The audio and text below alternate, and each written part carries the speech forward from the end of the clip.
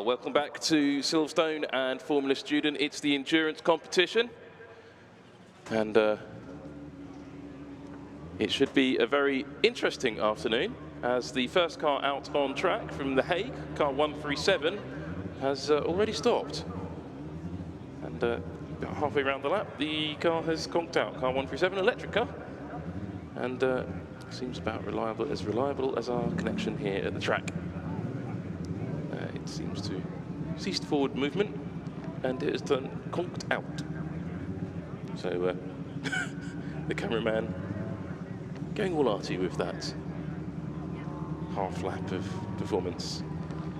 Some questions coming in from you on the chat on Let's Go Racing. Don't forget to like and subscribe, and we can hopefully bring you some more interesting and wonderful motorsports from around the world, and at FS UK on various social media. FS IMEC on YouTube as well. You're joining there. I'm sure we're not. This marshals aren't allowed to restart the car. And yeah, we're looking at the marshals fiddling around with the car from The Hague, and I'm not quite sure. Maybe they're trying to restart the car. I mean, that's certainly not permitted. And the driver's getting angry at the car. And I think the drivers are asking the driver is asking the marshals to help them restart the car, and I don't think that's permitted within the regulations. The car's still not moving though, so that doesn't make a great big difference to what's going on. The driver's not happy. I think that the car has had enough and decided not, and the driver's just accepted that, shakes his head. Well, he got half a lap in. Some questions coming in from various people tuned in to watch this about what cars are coming up next. Have we seen Queen's University of Belfast on track so far? Not today. We saw them yesterday briefly, went quite quickly and haven't come back. Not quite sure the problem. University of Birmingham still having engine trouble, much to the annoyance of Andrew Mather, who's just returned to the very warm Coventry Rocks. I think he should leave the door open so we don't overheat. Double Dash Motorsport Media. Sweaty Motorsport Media in the box today. We might get another little overheaty, smoky moment. As we say at home, it's a bit warm. Yes. Yeah, we've got a decent number of cars out there. I think we're going to see anyone who missed their slot go first, as we have got our first car. And in fact, no, it's not. It's going to be number 20 Lancaster car out first. Oh, and immediately coming to a stop at the first chicane. And going again. But yeah, there's a lot of nervous faces down there, as opposed to what's going to happen in the next hour or so. Well, later on, there's going to be team photos. Just to remind all the teams, that's going to be taking place. Anyone tuned in near the track, go to the team photos. I think that's on the start-finish line, but later, after all of these goings-on are gone.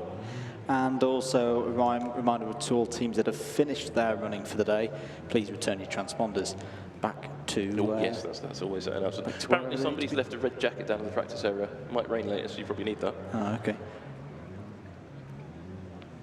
Now, there's some questions being asked about Oxford Brookes and getting a penalty or disqualification. I don't see any reason why they would. Ooh. No, that's the first I've heard of that. Will we see IIT Bombay Evo 77 in the field? Yes. Yes, almost immediately, actually, because it's the first car in line now after car 20 has started. And that is the car from Lancaster, the red rose, driving in front of the white rose. Could all get a little bit heated over there. It's fine. It's all fine. We've had Huddersfield finish. It's all good. And if not, I just play my Preston heritage. I think it's quite impressive to have the electric car from... It's a nice-looking car, that, actually, from Lancaster. It's a shame we haven't seen it much before. But yeah, Lancaster have been trying electric technologies for a couple of years. It's good to see it here at Silverstone running. I think the driver just inspecting the circuit at the moment more than anything. Now, did Formula Trinity get their car on track? No, they didn't. And bring on Sunderland 76. Yep, that's down there. Is it on its way? Okay, we haven't seen Sunderland. Oh, the 20 car has stopped. Or has the stream stopped? No, that is the 20 car stopped. The 20 car has indeed come to a halt. Well, we'll see IIT Bombay in a minute if they get that going. What happened to Coventry? Nikita Milakov answers. Well, they ran. They ran. They went round. They finished. Yeah. They did what they set out to do. Currently sitting 12th, last of the finishers. Yep. But 12th position. There's only been 12 finishers, I believe. Yes. And I think we've already got one retiree from the... Two, yes. The Hague did half a lap. Ah, okay. And they are gone. And you can see that just poking out in the middle. Oh, yeah. And car 20 now, and that's finished as well. Well, not finished. It's finished its day with no laps on the board either. So I did a half lap as well. So next up, I think, is IIT Bombay. You can see them in the staging area there. And car 11's down there. Car 76 is there. Oh, is that Team Bath? Yes, Team Bath are down there. They've got the car going. We've got the Wolves down there as well, the University of Wolverhampton. Ah, good. Let's see if they painted their wheels properly this year. I don't think they have. Well, they're going to get sort of disqualified then. Yeah. But here is IIT Bombay. Popular car, this. I like it. Yeah, I'm expecting good things from this car. We saw it run well yesterday. So this is one of the cars that missed its slot early this morning, but they're allowed to run now. Yeah, they were in the queue this morning, so I don't quite know why they didn't run in their slot. They were ready and then didn't run. But now off they go. The car wasn't especially slow yesterday. That's why it got to run. It was due to run at the middle of the field, though, if I remember correctly. Was I redone? Yeah, it was one of the. It was And to run 20th. Yeah, it was the 20th car of 37. So it was the 17th fastest car of the 37 cars that qualified. So it's about a midfield pace. Aesthetically quite a pleasing little thing. I do like this car. I really, really do like this car. Nice paint job on it, nice bodywork. Dinky little thing. I think we said yesterday of the cars that the car you'd want to take home. I think we both said this one. Yeah, I quite like the look of it, and I like the electric cars. These little electric cars, they're quite fun. Big support as well for this car as it goes around the circuit. Good crowd still on the hill to our right. Ross Crab says, too many clouds over Silverstone. I don't know, I can see a little bit of blue sky. Yeah, it's just above us. That's pretty good for this time of year. Kiran Patil is on YouTube cheering on the guys from IIT Bombay. And they've done more than half a lap, so they've done more than the first two cars that we've seen in this session so far. There they go, wisping past our commentary box door. Look at what the time was then for IIT Bombay. It's a 1 minute 41.45 from a standing start.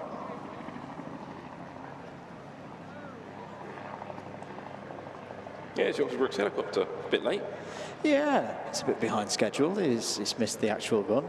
Maybe it's inspecting the air conditions for the Bandit Grand Prix later on. Yeah.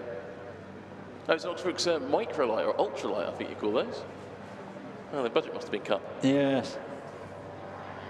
Quite low, isn't it? It is quite low. Don't land on the track, please. Don't hit any of our cones. It will incur a 2-second time penalty. Is he allowed to do that? Well, the Bombay car still. The driver hasn't noticed the helicopter thingy. Oxford Brookes obviously sending over various bits of their Air Force. 77. The thing about these electric cars, they don't seem to have made much of fuss or hassle about how they go about their business. So IIT Bombay coming to finish. Well, it should be finishing. It's got one lap on the board, but we don't actually have time for that lap. Ah, it's disappeared. Yeah. It's definitely not on its first lap. This is definitely its first flying lap. It's come past us a couple of times. There it goes. Whizzes past. We should have a lap time now. And 1:27.21. Respectable. Yep, definitely respectable time there from the Indian team, backed by Tata Technologies. Of course, the Tata Group do everything in India. Great to see them giving support to the students here at Former Student 2019. Keep using the hashtag FS2019 2019. As out onto track, big cheer goes up for the number 61, Sam, the University of Bath. Yeah, now that car has the potential to put in some really fast times, but I'm not sure it will. Yeah, it looked a bit shaky yesterday. It didn't look too drivable. Let's see how it performs today. First of the combustion cars we've had in this session. Yeah. Won't be the last. I think 61 just wants to have a nice, steady start here. Question from Joachim Hansen. So which team is in the lead of the most cones hit competition? I would say Ooh. that must be the Scandinavians. I think the Scandinavians are in there with a shout. I've heard unconfirmed reports that it could be Iron Shams as well. But we'll find out in the awards later. Bombay complete lap 3 then of their endurance, and it's 1:22.20, so a 5-second improvement there for Bombay. Bath continuing to go around, the number 61, going around the national hairpin at the moment, and then on to Birdcage Walk. Let's have a look at what this time, I think it's Sam Cornwell, the wheel of the circulating around, making proper din as they go past the commentary box. Let's get the lap time, a 1:23.77 out from the centre stop. That's pretty quick. That's quicker than a lot of the cars that we saw this morning coming out of the pits that were doing 1:30s on lap 1. Yeah, good start. Look, 1:23, yeah, as you say, lap 1, 1:22 for Bombay on a flying lap, so Bath is quicker than Bombay. After sitting in this sweaty box all afternoon, I'm looking forward to Bath this evening. Lots of support coming in for IIT. Hello to Abhay Singh on YouTube. I think it probably is a reward for most supported car, most exuberant support. I think there should be. If there's not, there should be. And definitely this year it's going to Bombay. They're the best group of fans we've had, the best group of students. Yeah. Though the Cairo team, they haven't had their car on track. They were giving out handwritten postcards and lovely presents from Egypt. They were. Which are very much I've got one in the car actually. A few cones being scattered by the number 77 there. Let's have a look at it. 1:18.85, so it's getting quicker and quicker. It's quicker than Bath, but let's see how quick Bath is on a flying lap. 1:14.69. It's quicker than Bombay, and that's getting into proper times now for Bath. Shows maybe that if they could get the pace up, they could actually do something with this. We have seen teams run to decent results from this position before. Huddersfield a few years ago. Yeah. Hadn't seen it all competition, came blasting out of the box and was incredibly quick and nearly won the endurance. I think that was the year no, it wasn't the year they won the British Championships. They lost loads of points. But they were suddenly very quick one year. I think that Bombay car's going to run and run. Yeah, I think it's got a good shot of at least getting to the driver change. Highest placed electric car, perhaps, that's what they should be shooting for. Yeah, Lance Surrey's in the lead of that competition. As Alfred's track number 76, I think that's Sunderland. Yes, it is. Now, have we seen Sunderland on track before? We have not seen Sunderland on track in this competition. We've seen them in previous years, traditionally running in the orange and black livery, almost looking like a early 2000s Hertfordshire car, almost. Well, Sunderland's northeast of England. They're white. It's like people in Newcastle paint everything black and white. People in Sunderland paint everything red and white. Yes. So the famous for shipbuilding, not so much of that going on anymore. No. But they mack 'em. That's why they're called Mackhams. So they pronounce make them. How were the lads? I think that was Newcastle. No, I thought that was on the Sunderland stand as well on the football. Oh, is it? Okay, Yeah. right, there you go. Also, but now obviously quite big in the automotive industry. Yeah. The most efficient car factory in Europe. Nissan at Sunderland. Sadly, a little bit under threat, I think. Yeah, a little bit worried about that one. It's obviously builds. I mean, when we talk about Britain building stuff, that's a big part of Britain's current manufacturing achievements. Build the Qashqai there. Got the small compact SUVs. I think the Qashqai is built there. Yeah. The Nissan Leaf, I believe. Yes. And the Nissan Juke.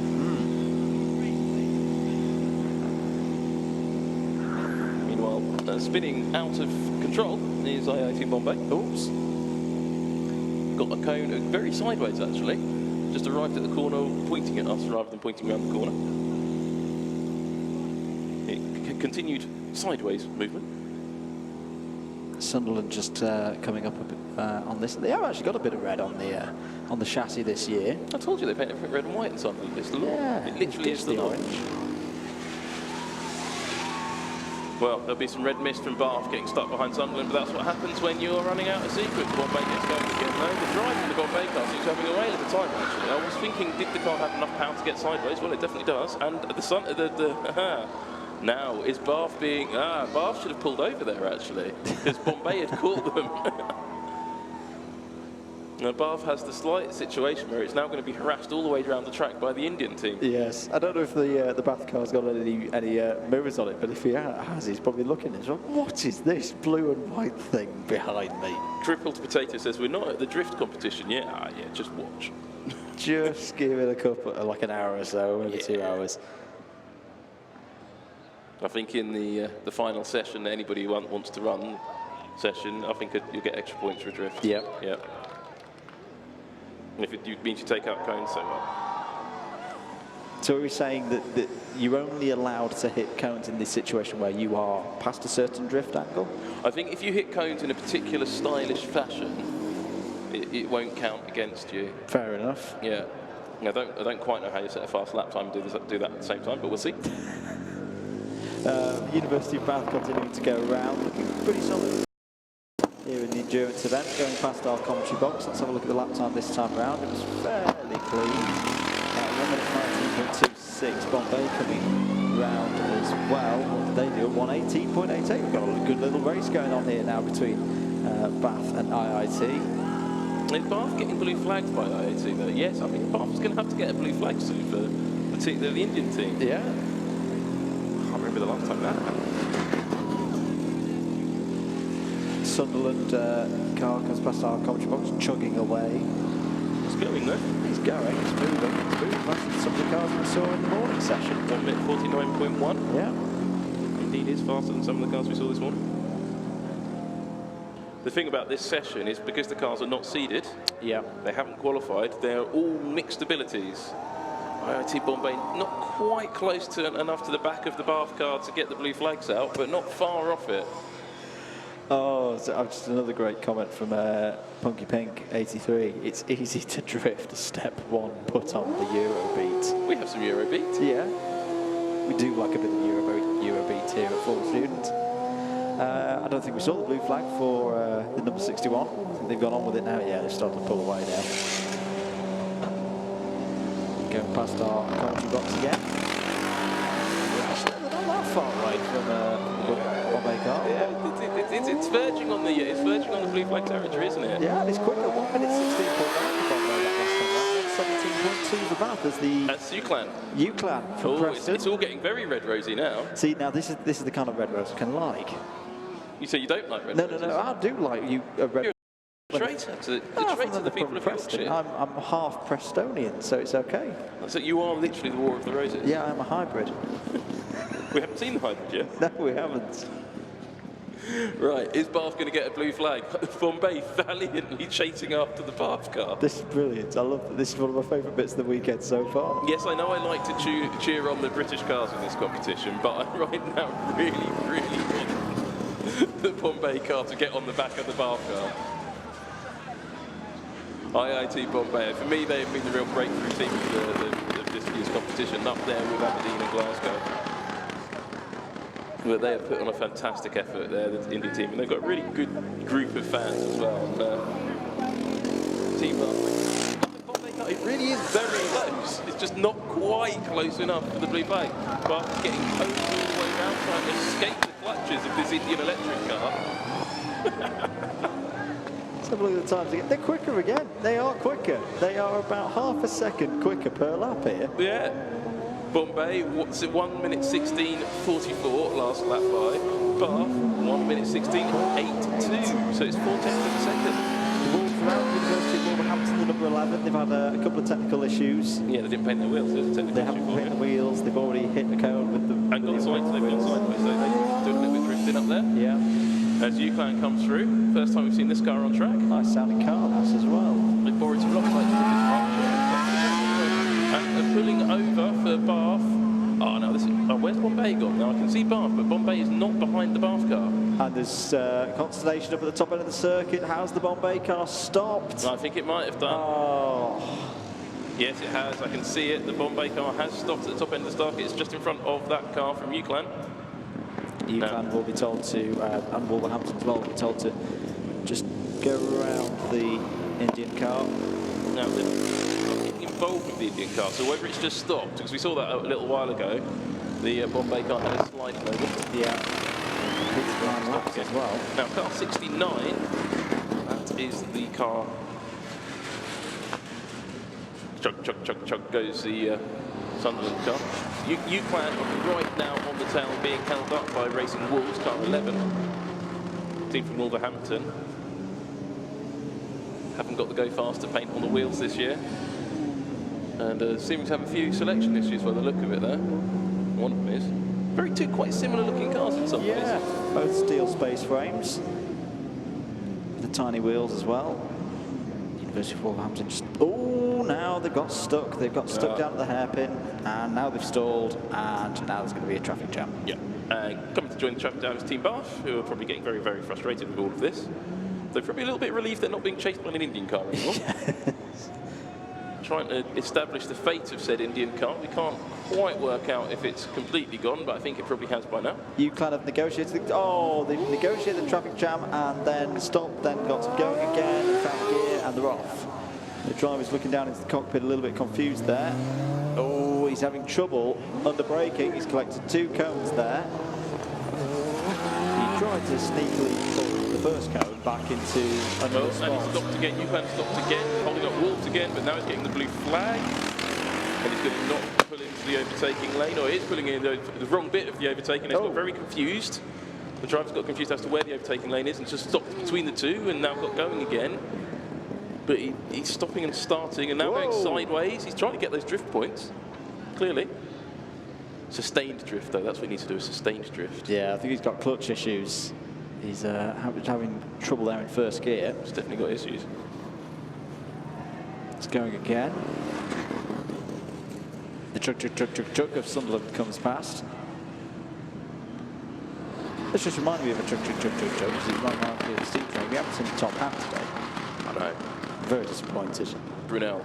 So if Brunel come into the Bandit Grand Prix, straight disqualification if we don't see the top hat. Yeah, Brunel, if you're going to run in the final session, the extra session, then you need that top hat, otherwise you are being disqualified. Even if it means fabricating one, be resourceful. Make one out of paper, don't care, but you need to have a Brunel top hat. It is within the regulations. Talk to the dynamic volunteers, they've got plenty of broken cones that you could use. Yeah. I think Lincoln are probably still pulling theirs out of the front suspension. Yes. Shadesh Rahati asks how many Indian teams have participated this year. Well, we've only seen one run. But there's more, definitely more than one. Here. There's a multitude. And we say every year that the Indian teams are getting stronger and stronger. Wolves cars running a lot of camber. I've seen cars run a lot of camber before like that, and then it snaps. Yes. Someone's still going round. UCLan speeding up. Yeah. Starting to worry the cones.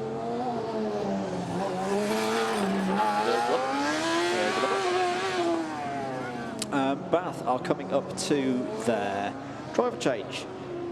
They're on lap 11.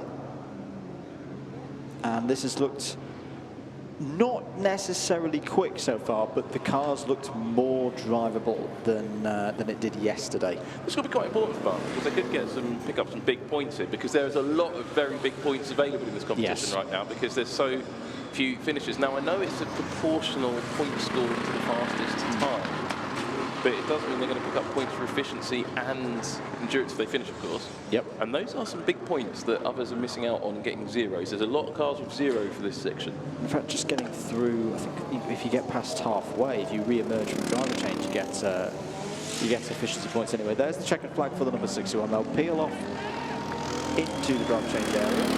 They do get efficiency points if they get to the driver change. Nice stack of cars in the holding area, which is good to see. This is my favourite session, this. Yes. There's a yellow flag out down at the national hairpin for somebody. It's not for UCLan. Ooh, who's that? That's probably, is it Sunderland? Sunderland. No, it must be it's not the red chassis. It's car 11 is the fluorescent yellow headrest. Yeah, that's the University of Wolverhampton that's come to a stop at the national hairpin.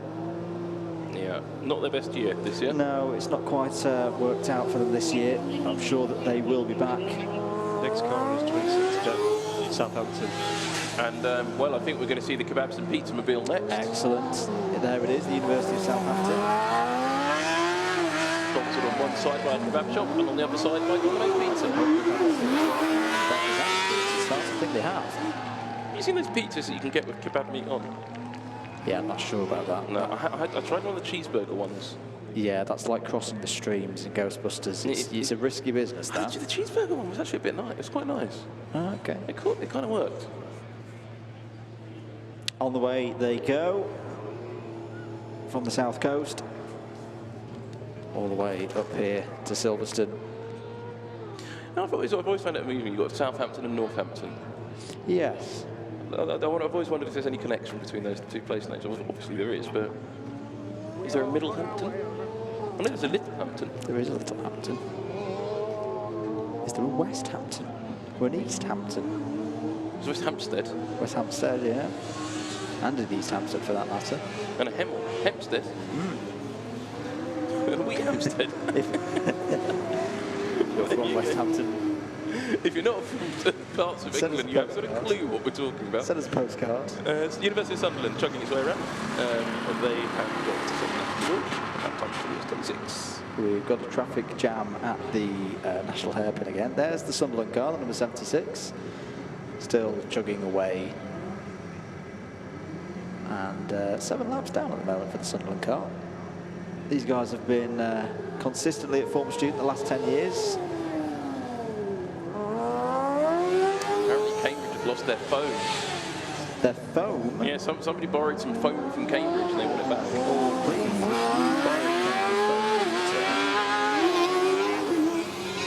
Well, making a lovely racket coming past the commentary box is the Kebab Pizza Mobile.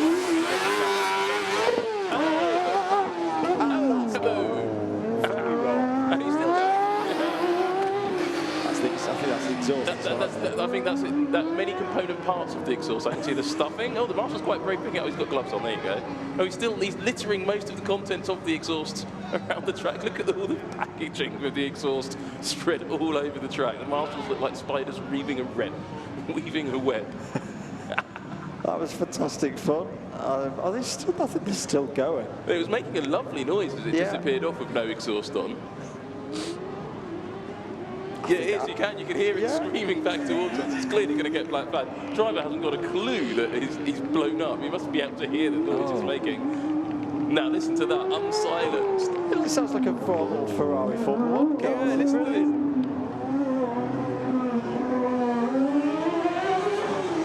I've gone back to 1995. It's Sean Lacey. This is fantastic. We're going to get at least one more lap of it. The black flag isn't being prepared for it, so he's going to keep going. The instruction hasn't gone to the marshals. Sorry, everybody, this is about to get very, very loud now, it is. Oh, I'm looking forward to this. Listen to this, everyone. Now you get to hear this at home. How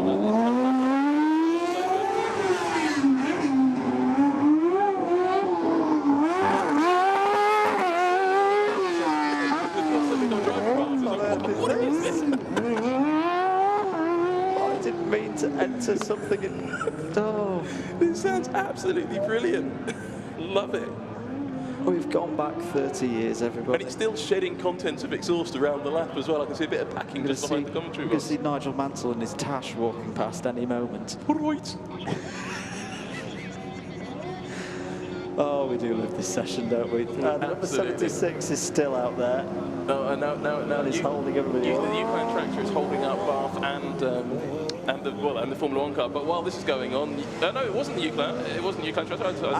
Because that is Staffordshire in car 36, which is holding up. So 36 came out, went away again, but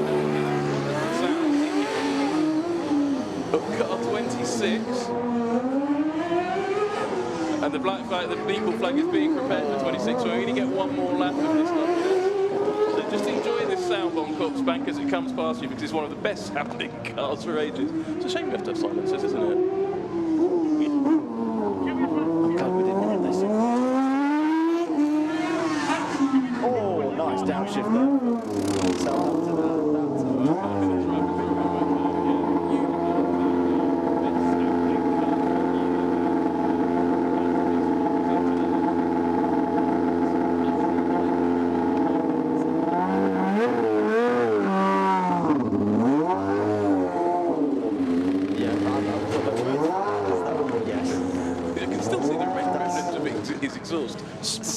Right across the circuit. Oh dear. I think that's anyone who was around, you know, and remembers 90s Formula One, they've just been taken back 25 years there. And that was fantastic. As you can see, the Staffordshire car got stuck in the pit entry Yes. as well. So. Oh dear. Oh, that's a shame actually that we only saw them once, because that's a second-year team. First time they've run dynamically. Also sounding very good now is the University Yes. of UCLan have suddenly joined in this noisy competition. They're leaking something. Something coming out the back of the UCLan car. Not just the good noise, it's that car's not going to make it. They're on 7 laps to go. I don't think they'll make it beyond the drivetrain if they even make it that far. I think we'll see another explosion on the way. Oh, I'm going to remember that for years. That's brilliant. Well, it's all on YouTube, isn't it? Yeah. So we can play that back. Can play that back. I hope we've got some on-board messages. I love this with the crippled potato. We actually can't hear the commentary now. You want to, or you can have a sound like that. Yeah. Just tripping over the top of it. Sam, at the next committee meeting, can we ask them to change the rules to the older cars sound like that? Right. It was amazing. We've just had a suggestion that at the next Formula Student Rules meeting that we actually change the regulation so every car sounds like that. I think if you get a round of applause, I think half the people on the bank are agreeing with that rule change.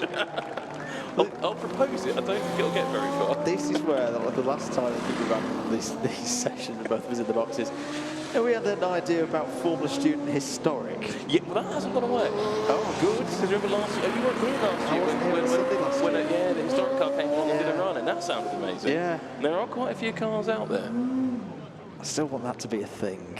There was we did attempt it last year. We tried Yeah. to get a whole bunch, but only one ended up being a runner. But yeah, Formula Student Historic may not have gone away. Good, good. You get Mr. Button back for that. He likes running historic cars. The UCLan car does sound fantastic. University of Central Lancashire. It is Fancy though. Yeah, it's getting a bit old. That's what it is. University of Birmingham on the line. University of Birmingham. Wow. Right, now this is going to be interesting as to how many. Right, first question: how many cylinders are they actually running? It could be 2, it could be 3, it could be 4. Well, they have to start 2, then they have to start the 3rd, and then they Yeah. have to start the 4th. I have no idea why. I don't think they know why either.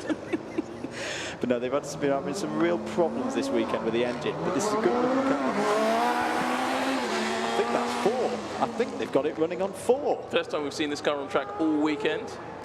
Number 6 seeds from last season. We've no idea what pace it's got. Well, I've seen some footage of it, some secret footage. It has looked quick. I think it's been similar to the Southampton car. When it's been working, it's got some pace, and it's got a pacey driver in it as well.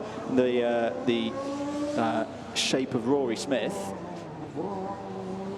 young driver that I know from the BUKC. Now he does have a tendency to hit a cone We'll from see. time to time, We shall see. Blue flag's being waved to car 76. which is still, you know, nicely running away. This Sunderland car. I just The like that. UCLan car goes past. The UCLan car is getting. No, it's the Sunderland car. I think this could be another record similar to Cambridge earlier. I think this has really gone past the furthest distance for a University of Sunderland no, car. UCLan has we completed the endurance. UCLan has Sunderland? I can't remember them doing Going so. back a bit. I remember one of their wheels falling off at running form and bounced. Oh, that was Southampton. I remember Sunderland having suspension failures back in about, yeah, that's 4 cylinders. That's 4 cylinders for Birmingham. It's a good looking car, that. Evolved concepts from 12 months ago. Before the Oxford British helicopter's back. We'll do more inspections for the Bandit Grand Prix later on today. And Brandon Pace asks, has UCL been out? No, I've only seen it briefly in the paddock. I don't know if they got through tech, actually. University of Sussex on the line. University of Sussex to Mobil 1 Team Sussex will be the next car out. Now, we should have seen them earlier in the day. Yeah, they should have been around the time when we had De Montfort and Birmingham City and Surrey out there as well. So could go quite quickly, this car. Crippled Potato says, our team definitely did not fiddle with the exhaust to get through noise scrutiny. No, no, sir. I think that conversation might be had with The Birmingham car on its first lap has done a good lap time at about 79.350, which of course is one of the longest serving Birmingham leads. Oh, big crash there. I think the bar from Cup remnants will be Don't set on fire again, please. No, they don't have so many problems with fire. That's normally Hertfordshire and Brooks. Oh no, they had a good fire 2 years ago. They did, didn't they? Yeah. And Birmingham getting in. Birmingham's a very pretty car. It's a very fast car. That time last that's 76.39 last time. I said not bad. Birmingham doesn't seem to exist Yeah, as a place. there are It's just ghost cars car six. on our timey screen. It's on the screen, Number 6. but we don't have. It doesn't seem to know what fuel it runs on, what country it's from, or indeed where it is. There's a clatter and a bang going by the commentary box. It's the number 23. That's all the Sussex car sounds like. Car 23. We heard that yesterday. It's just its natural sound. And I think we've got a stoppage out on track, I believe, or some deranged course at more so. Oh, it's Bath. And no, it's Preston. I think it's the UClan team, and there's a cone being pulled quite unceremoniously. Oh yes, there's coneage. Distinct coneage. Bath is sitting there going, oh come on, what do we have to do today? The traffic is absolutely terrible today. It is, you know. The sat-nav took me completely the wrong way. Last night the A43 was closed. Yeah, it's just... Ollie Webb, one of our volunteers from Williams, was stuck in it with rather natty socks. And, well, is that the end of the day for UClan? Could quite possibly be if they've damaged the car there. So we've got Bath and Birmingham. Two very similar concepts here. Ross Crabb says, shout out to UWE for not blowing up their engines as they did last year in a superb 2019. Tell you what, that car has really, really impressed me this week. The Bristol-based team, currently in terms of the provisional time, second fastest car. Birmingham continuing to go round. Sam Cornwell and Smith following each other. Oh, the Birmingham car was well, Sam Cornwell. Is Bath going to get the blue flag from Birmingham? Not this time. Birmingham, one of the only teams still running the Yamaha R6 from the mid-2000s. It's been a long serving engine for Birmingham. Well, it comes from a scrapyard, this engine, I've been told. All about, I think that's been happening for that. Birmingham were getting their engines from Yamaha R6s as bikes that perhaps aren't as rideable anymore as they once were. Well, it looks drivable. This car's been tested up at Bruntingthorpe a lot. As we say, one of the longest serving teams in Formula Student is Birmingham and Leeds, who first voyaged across the Atlantic to Formula SAE. Well, Bath are gapping Birmingham slightly on track. And they've got 18 laps on the board, though something's got a bit iffy with Bath's timing, but I think that's because of that stoppage. Yeah. Number 61's got a good chance here, and this would be good for Bath to get in and finish the gap. It's rejoining the track should see fairly soon if they do make it. Now, UClan disappeared just before the driver change point, I think. Yes. So they didn't quite make it to driver change. So I don't think anybody else is approaching that crucial point other than Bath. 19 laps. Bath is on their way at the moment. About one of the commentators' cursor. No performance. No, me neither. It's been a while since I've seen the BP-sponsored car finish endurance from Maranello, so this would be a really good result for them if they can do it. I can't remember the last time they did finish endurance. I was going to say, did they do it last year? I don't think so. So it's at least 4 years. Yeah. At least 4 years since they did it. The Birmingham car, not too far behind as well. I think they're quite happy to just sit there at the moment. The Birmingham car's catching up, so will Bath get the ignominy of the blue flag? Is Bath the car with the interesting sounding gear shifts? It's a little bit hard to tell because Bath and Birmingham are quite so close together. We can't. Yeah. They're very close together. Very, very close. That's going to be a blue flag. Surely the blue flag this time. It is. Bath get the blue flag for Birmingham. Big cheer from the UBR boys and girls on the back there. They'll be very, very happy with this. But there's still a long way to go for Birmingham. And Bath just trying to coax it round now. I wonder where they're looking at. Maybe around the Hertfordshire time. Yeah, EC2000 says, what's with the huge rear wings? Downforce. Big downforce. says, will we have any more of that lovely noise from card number 26? No, we won't. No. That noise was not intended. But if you play the stream back and wind back to that, you can listen to it again. I'm going to later on. Put some of Murray's commentary over the top of it. Take you right back. It sounded beautiful, didn't it? It did. Now, is Bath going to try and get its home back? Or is the Bath car slowing somewhat? Last lap was a 1:14.3 and Birmingham was a 1:12.8. Bath has just 3 laps to go. Sussex, we've not talked about them much. Time, not bad. 1 minute 20.3 last time around for Sussex on their 4th lap. And a 1 minute 12.32 for Smith. Cornwell goes round again, lap 21, 1 minute 18.9. But of course, that was with the blue flag for Team Bath Racing. Wobbly exhaust on the number 23 going over the bumps there. I wonder how many times it can wobble before it snaps. The rule of engineering, wobble, wobble, usually it's wobble, wobble, snap. And that is the technical term, ladies and gentlemen. It won't window of an Airbus, but there you go. Yeah, I see what you mean. Very much. Another bit of the Silence material, was that? That was somebody else's silencer material, but I think we are about to get another unsilenced car. Excellent. I plead with the officials not to black flag that for give us a couple of laps. Sunderland DNF and driver change. And we've lost Sunderland, we've just been told. So University of Sunderland did a DNF in the drive change, so I don't think it couldn't restart or they were pulled off. But so good effort from them. 11 laps, more than some of the teams have done so far. Birmingham is picking up pace. Car 23 has lost its silencer. It's good start. The silencer's gone. Yeah, we have an unsilenced car. Let's see what this one sounds like. Not as good, I have to say, but it's a good loud noise. Oh, this sounds like a Ford GT. No, it sounds more like a motocross. It sounds like the Dakar Rally, doesn't it? No, I agree.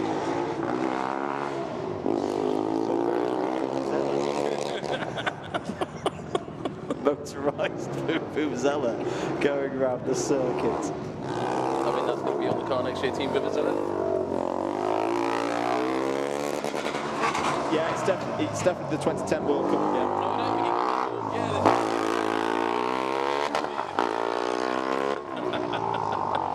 I mean, no, you're right. Noisy cars, I like it.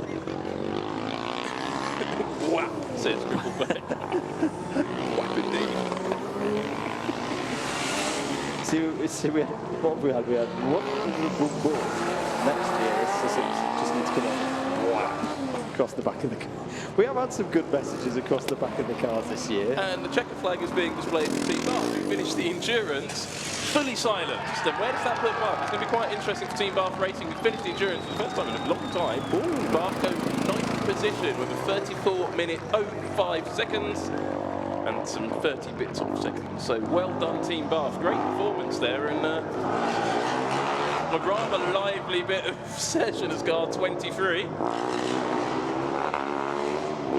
There's people in Northampton wondering what on earth is that? When the doodle bug is landing. We've got further back than 1995 with that. There's more 1944. Well, the Sussex stud is going to...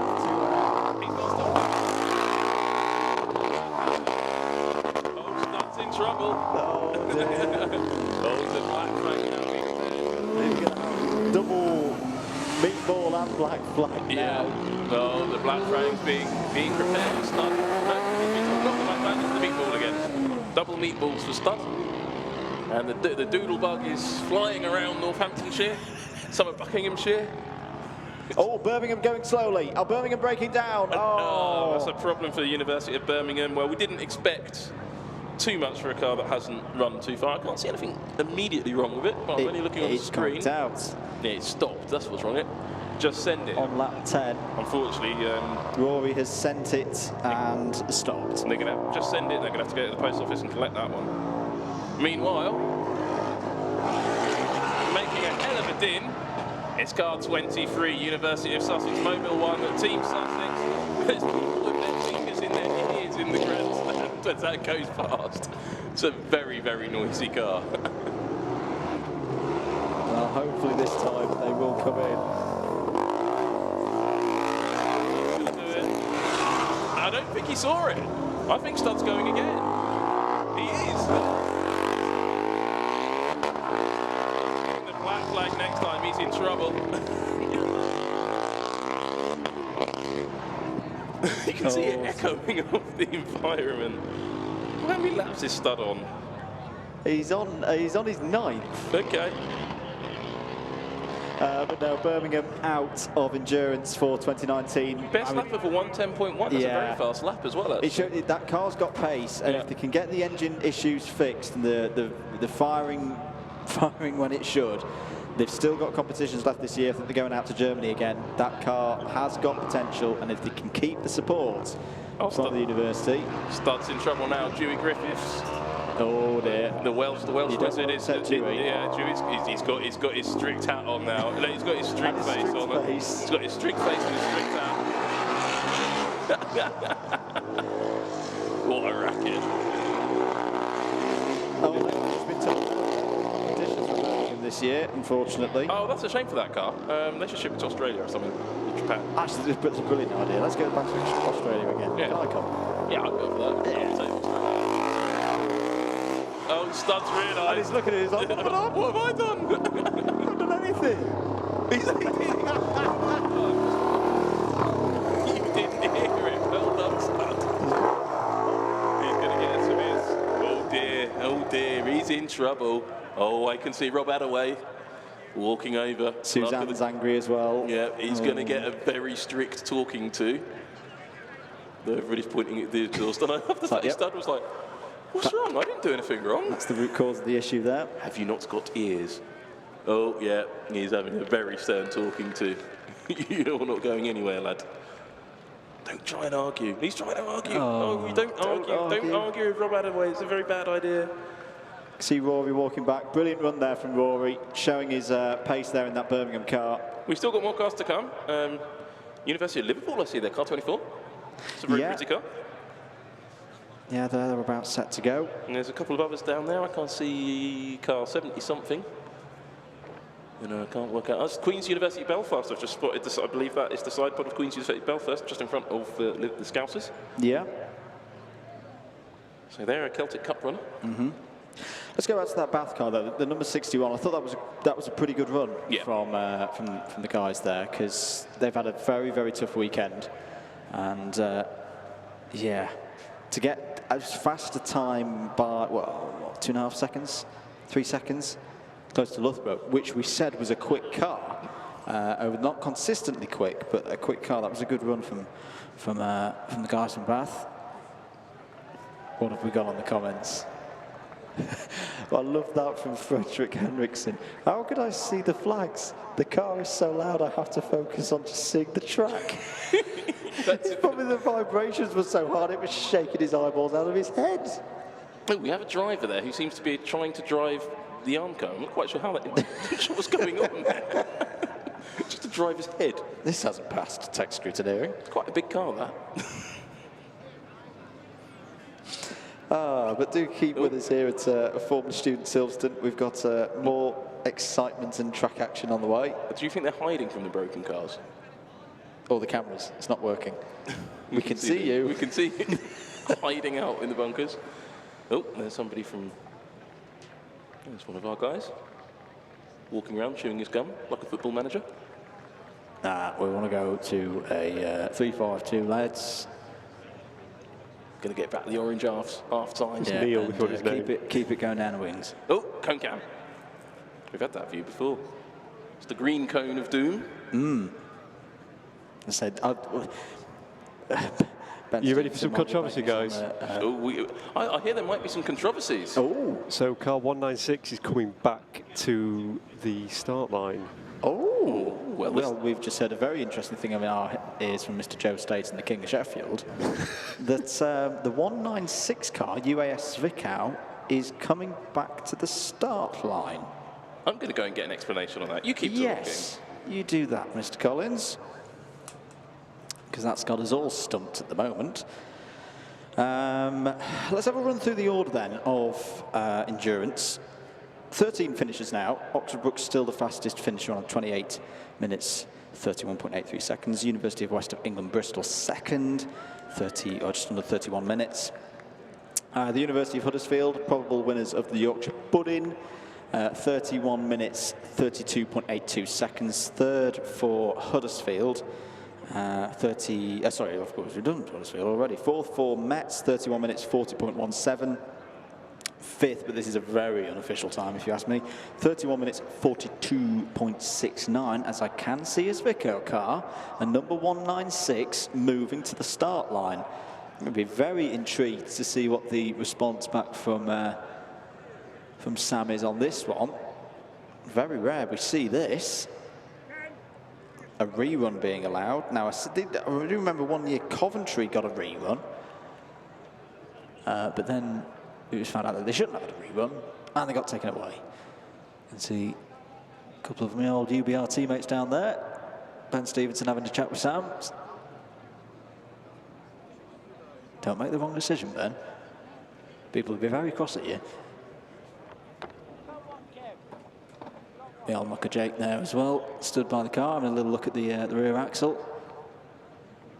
Got to give a big shout out to all of our volunteers here this weekend, whether they be the Dynamics volunteers, the scrutineers, the judges, the staff behind all the organisation and all the runners here at Formula Student. Do give them a big old round of applause because we couldn't do this event without them. And of course all of our marshals here at Silverstone as well, a lot of them from the 750 Motor Club come here year in, year out to allow these students to race their university-built cars. Let's carry on with our run down the order of who's finished endurance so far. Sixth place, the number 22. Actually, we were talking about Modena, weren't we? The 37 of Modena, 31 minutes, 42.69 seconds, but they had a very long driver change, which I reckon might get subbed off of their time there, so look out for that in the final results. Sixth place for Hertfordshire, very first car that we saw out on track, and the very first finisher as well. 32 minutes, 52.3 seconds. Also had a lot of hold-ups due to it running a little bit out of position in terms of what pace that car actually had. Seventh place for Aberdeen, a little bit disappointed, not as quick as we saw it yesterday in sprint. 32 minutes, 54.96 seconds. Eighth for Loughborough, 34 minutes, 2.5 seconds. Ninth now for the number 61 of Bath, 34 minutes, 5.3 seconds. And 10th, the number 42, Agder, 37 minutes, 7.39. Sam, do you have an explanation for the presence of the 196? Yeah, but I've kind of been scooped by the chat, which is really okay. good. As Oliver Bohm on the chat has already pointed out, the team has claimed, it seems that there may have been a slight confusion over the rules. The car spun and crashed. Yes. Hence the damage on the front end of it. Mm-hmm. It seems that they're claiming that it may be a marshal inadvertently. Oh. So they're for one of the ones on the roll hoop? Possibly, but it's not certain. Okay. They're reviewing the information on the stream. Okay. But obviously we're still streaming. Yes. So the high quality feed, we're using it at the moment. So they'll have to review it after the event. Okay. So it will be going to the stewards after the event. But this is a continued run. Yep. Under appeal. Okay. So, but it will be a run including, so it will carry on from those 3 laps. So the drift driver has 8 laps to go. Yep. But the penalties they incurred in those first 3 laps will still stand. Okay. And that obviously includes an off-track and quite a long delay and the damaged nose. So the car will continue. Quite what it means for the efficiency side of it, I'm not sure if they're able to calculate the energy. Yeah, I'm not quite sure how that's going to work out.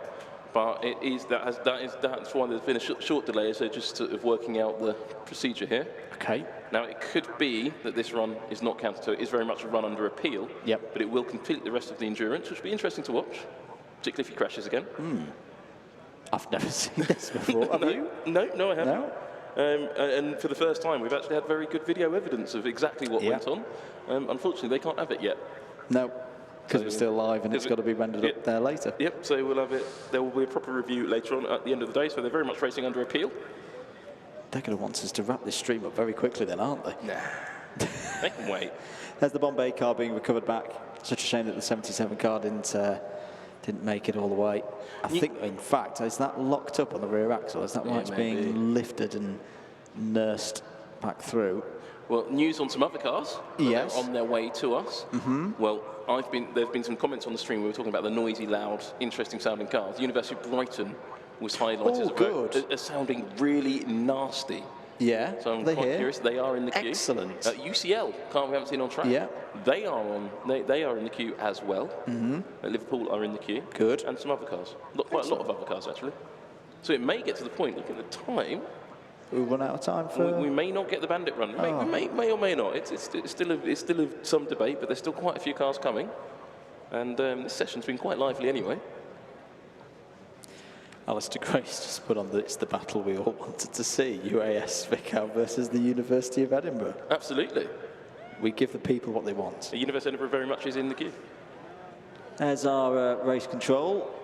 trying to work out what's going on. Yes. There's a Bombay car with not so much control. Yeah, I reckon they might have had an EDU lock up there. Christian Dam says first time Brighton is competing. It is nasty.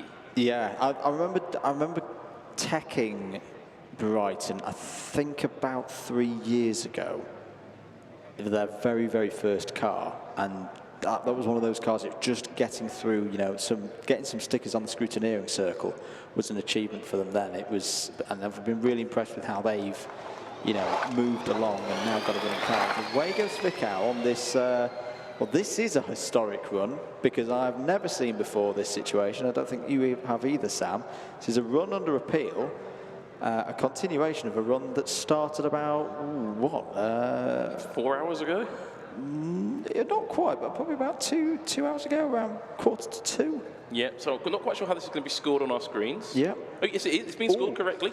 1 hour, 31 minutes, 13.69 seconds for lap 4. Well, this isn't. Now that is a record. So if the Zwickau car does manage to finish the endurance, We're going to have to sub an hour and a half off of it. yeah, but or are we? Because it's very much under appeal. They're very much under appeal. We're very, very much under appeal.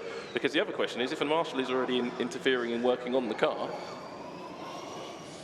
There's lots of questions with this one. certainly, I mean, from my point of view, we saw the Swansea shunt earlier on. Well, we didn't see the Swansea shunt, but when the Swansea car did shunt, it didn't appear to be very damaged. But because it had been moved by the marshals. Christian Dam says, can you give a shout out to Tony Brown, our technician, and Daniel Corrin, who helped us so much in Brighton? Yes, we definitely can. I think we just did. And we just did. There you go. Yeah, I like the Brighton team. I just like Brighton. Yeah, it's a nice place. It is, it's lovely. And Zwickau are off on their own now. Are we going to see the University of Edinburgh come and join them on the track?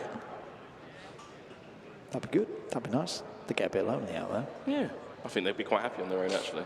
Going quite quickly. 105.8 out of the box, so I think we're going to see some very, very fast lap times. Yep. They're going to do the whole run, including driver change in the second set on their own. Yeah, so it's going to be really. I've just been told on the radio that they are going to be allowed to do the entire run on their own. So we're going to have a Zwickau vision. Which is kind of similar to what they were going to have anyway, with having that number one That's pole right, position. actually, that would be correct. So the team have argued that quite nicely. They said, oh, we don't want to run with Edinburgh because they might be quicker than us. I'm sure that's what they said. Well, they are worrying the cones on the corner. The driver of that is worrying the cones on the corner in this left-hander. He hasn't quite bumped it out of the box, but he's been progressively moving that cone, edging it, edging it, edging it. But we've seen the fastest lap of the day now, a 1:01.4. So by far the fastest lap we've seen of any car, that last lap for Zwickau. Obviously, that's not counting any penalties, and I think they are worrying some of the cones around the track. Hello to Souts under the username Ali369 on Twitter, who's tweeted at @MM. Some info for you. Car 31, De Montfort University, failed because of brake master cylinders sticking on, boiled the fluid and lost the brakes. Yeah, that generally happens. Yeah, you need brakes, they need to slow you down. So they very much slowed them down there. Yeah, exactly. I did have a look at that car earlier, and it did look like it had, one of the axles had locked up. It was Mr. Bessel at the wheel. Too much of the heavy foot, Christian. Well, either way, what happens is Zwickau has got the fastest lap of the day, Yeah. and they've just done another, they've done it again, a 1 minute dead Wow. .9, so that is substantially faster than any other car here. Needs 5 seconds a lap quicker, I believe. 4 seconds a lap. We saw some 103s from Modena. 2 seconds a lap. Yeah. The car that you probably just saw on the left of your screen, that's the Birmingham car that's slowly but surely being recovered back down. It's not being recovered now, it's been left behind. It's just been dumped. It's been dumped there, the number 6. Marshall's got bored of it. They're going to add it to their collection. It'd be quite funny if the Marshall's got to keep all these articles. And year after year, all the cars that broke down in the endurance, we just sort of stored them. And each year, there was a growing pile of FS cars in the middle of Silverstone Circuit. I saw a picture of out the back of the RWTH Arkham Formula Student Workshop, and it was a snow-covered car park with various elderly Formula Student chassis in states of disrepair and abandonment. It's rather sad, actually. On the hashtag FS2019, John Perrott, who thinks one of our photographers out there on the circuit, has tweeted at FS UK Live and at Formula Student a picture. It's a picture of a picture, but it's off his camera of that moment, that sound of all the material coming out. We got the picture, did we? Coming out of the back of the number 26 Southampton. Well, that's a great fantastic shot. Work from John. That's one of those lucky shots, isn't it? Big cheer goes up. Yeah, now this is going to be interesting. And as 500 Maxim says, if WHZ finishes, the results will be interesting. Yes, but WHZ will still have an off-track penalty, a long delay, because the car was off track for quite a long time. It did take them quite a long time to restart. Yep. And they won't be able to get that back. They won't be able to appeal that because it was their driver who shunted it. It wasn't and then they couldn't restart for some reason. And I'm not sure this time. I think there'll be a lot of debate about whether this time will be allowed to stand. Yeah. But hey, let's have some fun. See how quick they can go. 1 minute dead, 0.4, another fastest lap. Can they break the 60-second barrier? We saw this car break the 4-second barrier on acceleration in the top 6 runoff yesterday. Now I wonder, do you reckon they went off and charged it a little between the... Ooh, I hope not, because I don't think they'd be allowed to do that. They wouldn't be, but would anyone check? Have they turned the power up, you see? And now they were disqualified in the acceleration run for going over power. That is true, actually, yes. Yes, they were. So they didn't really, once they set the quickest acceleration time, it was an overpower run and it was caught and they were disqualified from that. They weren't disqualified in the acceleration competition overall because the extra 5 points. They didn't get the extra 5 points. So clearly willing to push the limit, this German team from the former home of the Auto Union Grand Prix team, Zwickau. And they have broken the 60-second barrier, 59.93 there for Zwickau. Yeah. And they're already, well, in this truncated first driver stint, they are on their, no, it's the next one after this that's their driver change lap. They'll be due in the pits fairly soon. The longest first driver stint in the history of Formula Student? Quite possibly. There was a post. Oh, it stopped. It stopped again. No, that's not. I thought that was our stream stuttering. No, that is a stoppage again. It's exactly the same corner. Well, they can't blame anybody for this one. This could make the whole debate we were just having amongst ourselves academic. In fact, I'm pretty much it's the same corner. Costing them so much time. I think that is going to be the end of Zwickau's run. The green light is on. Now, just to explain whilst the car's stationary, not moving so quickly, if you see on the roll hoop the little yellow button with the red in the middle, if it is true that one of those was tripped, that is one of the safety kill switches for that all the cars have, not just the electric cars, the petrol cars have as well. They are back up and running. That was interesting, wasn't it? The green light came on, flashed a bit, the red light came on, Whoa. and he's all over the track now. The driver's got his head in the game, is it? He's rattled. He is a bit. But cone penalties. If it is true that there was an accidental knockage of one of those buttons, that's the one that it's going to be. You see, there's one on each side of the car. Yeah, it could be. Or it could be that didn't happen. Or it could be that it didn't happen, and that we will see later on with the footage that we've got. And really out of shape here, and coming to a stop again. This Zwickau car is looking quite difficult to drive at the moment, Sam. No, it looked like the driver thought he was due to go in the pits, and he wasn't. It's next time round. But he almost came to a complete stop in that corner, and he was looking to the right, not looking to where he should have been going. Yeah. That was slightly odd. I think the driver's completely rattled now. He's not thinking properly. And this is where you tend to get a lot of mistakes. So just keep an eye on the car. Is he going to collect a bunch of cones? He doesn't like this section of the track, so he keeps on stopping here. He's visited those marshals. And there's a truck horn going. Well, you can bring on truck horns you like, but you're not as loud as the Indian teams were. Or Surrey, for that matter. That's still my favourite. Well, actually, no, it's not my favourite sound of the weekend anymore after the Southampton effort, but little horn to indicate that the Surrey electric cars are back through. Checkered flag is out for the end of stint 1 for Zwickau. They'll come into the pits now.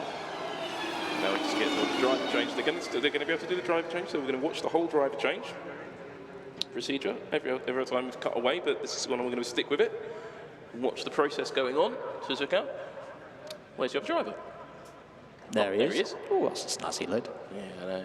Makes you question if they do have experience. Quite expensive to get those done. Or all the gear, no idea. I've seen that before quite a few times.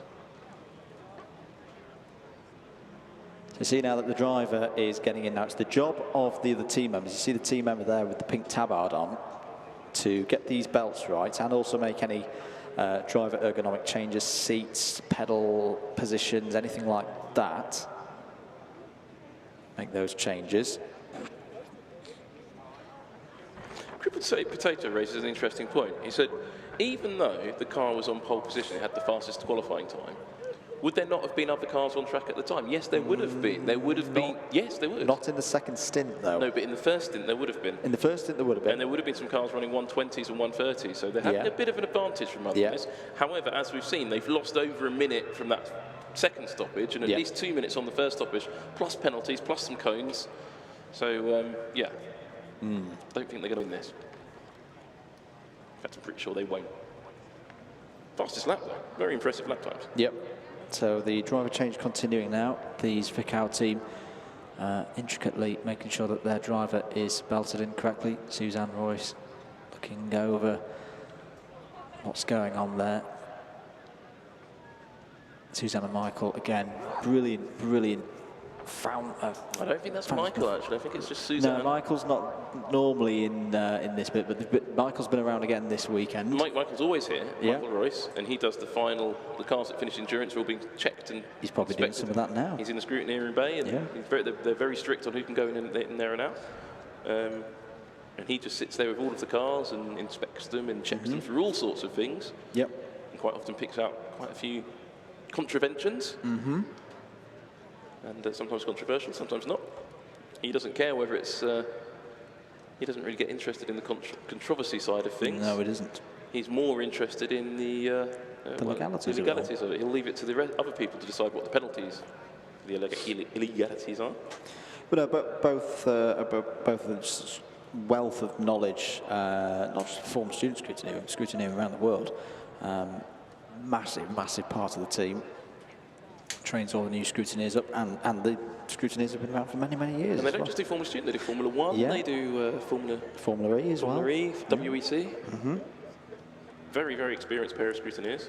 Oh, and look, they're checking. Oh, there's a lot of checks going on this car. Now that check there, that was to check. There's a 2-inch minimum distance that must sit between the line between the two roll hoops and the driver's head. It's one that's checked every time. And there we go. So Zwickau away again. That was a good driver change. And they'll now take on the second half of this endurance challenge, 22 kilometres. And this is the section where they probably wouldn't have had much or any traffic. Yeah, this was the section in the original run where they would have had a clear track for them. This is the problematic corner for them. Yeah, that's fine. Round the corner that time. It's looking like a quick opening lap here from the new driver in the Zwickau car. See now, how about this? So the car was damaged at the end of the previous run. Yeah. Driver crashed it. It was damaged nose cone. Looking at the nose cone of the car now, it's not damaged. That's an interesting point you make there, Mr. Collins. Yep. So work has been done on the car during the run. Yep, no damage on that nose cone. There was a big old dent in that nose cone when it came in after the shunt. The nose cone has been repaired or replaced. I don't think we need to say much more than that. We'll leave that to... They're probably not listening to this. Well, team photo is going to be later on. I'm sure that's what Lucy's asking me to say. Yes, it is. And there is a team photo that's going ahead, and which will take place after the cars have been running. But teams to head back to their garages, and event officials will let them know when to start lining up for the team photo. It will be on the start-finish line, so don't forget about that. And someone's red jacket's still lost. And they need to push their cars up to the end of the paddock, garage 12. And they can't drive their own transport into the paddock, I'm told. There you go. When you're packing up, you can't drive your car into the paddock. Anyway, Zwickau, they're driving their car quite well around the track. This driver with his snazzy helmet seems to have some idea about driving. 102 out for that lap. Yeah. Very rapid. But yes, there is that question mark over the nose cone of the car, which would raise another legality question. It would indeed. And we have seen that before, you know, some cars, you know, have reruns and then subsequently get themselves disqualified for Vetteling. Yes. Big cheer goes up again from the Zwickau team. In that situation, the car should have been left in the driver change area, really, and in the Parc Ferme, and it's obviously gone away and had a repair. I'm not sure that's really allowed. So I'd expect, even if and when Zwickau finish this, they will certainly, if the result is allowed to stand, they will certainly come with additional penalties. Yep. Good commitment into Rosser chicane though. That's 16 laps out of the 23. Yes, 23, because one of them in the middle is the driver change lap, which then gets deducted at the end of the run. That was a 61.23 that time around from UAS Zwickau. And after Zwickau's finished its run, which shouldn't take too much longer, 16 laps on the board, at this pace it's going to take about 5 minutes. Yep. A little bit longer, 5-6 minutes till they finish. And if they finish, and then we'll go back to more of the cars to come. There's questions coming about University College Dublin. Haven't seen them, but they may well still be in the queue. UCL, we know, are in the queue. Brighton are in the queue. Liverpool are in the queue. There's a whole bunch of other cars in the queue. I can't quite make out who they all are. Just can't see the queue from here. Whilst Zwickau are continuing on their run, we'll take the opportunity to thank our partners, sponsors and supporters of Formula Student 2019, Mercedes-AMG HBP down at Brixworth, providers of Formula 1 engines and hybrid systems to the Mercedes team at Brackley, Racing Point, Williams, and potentially other teams in the future if you believe Eddie Jordan. GKN Automotive, big tier 1, do a lot of work with my 9-to-5 employers. What was that you said about Eddie Jordan? Sorry, I was reading something. Eddie Jordan at the weekend was doing Eddie Jordan things of, I've got my one chance of the year live on Channel 4. I'm going to make all the announcements that may or may not be true or wanted to be announced.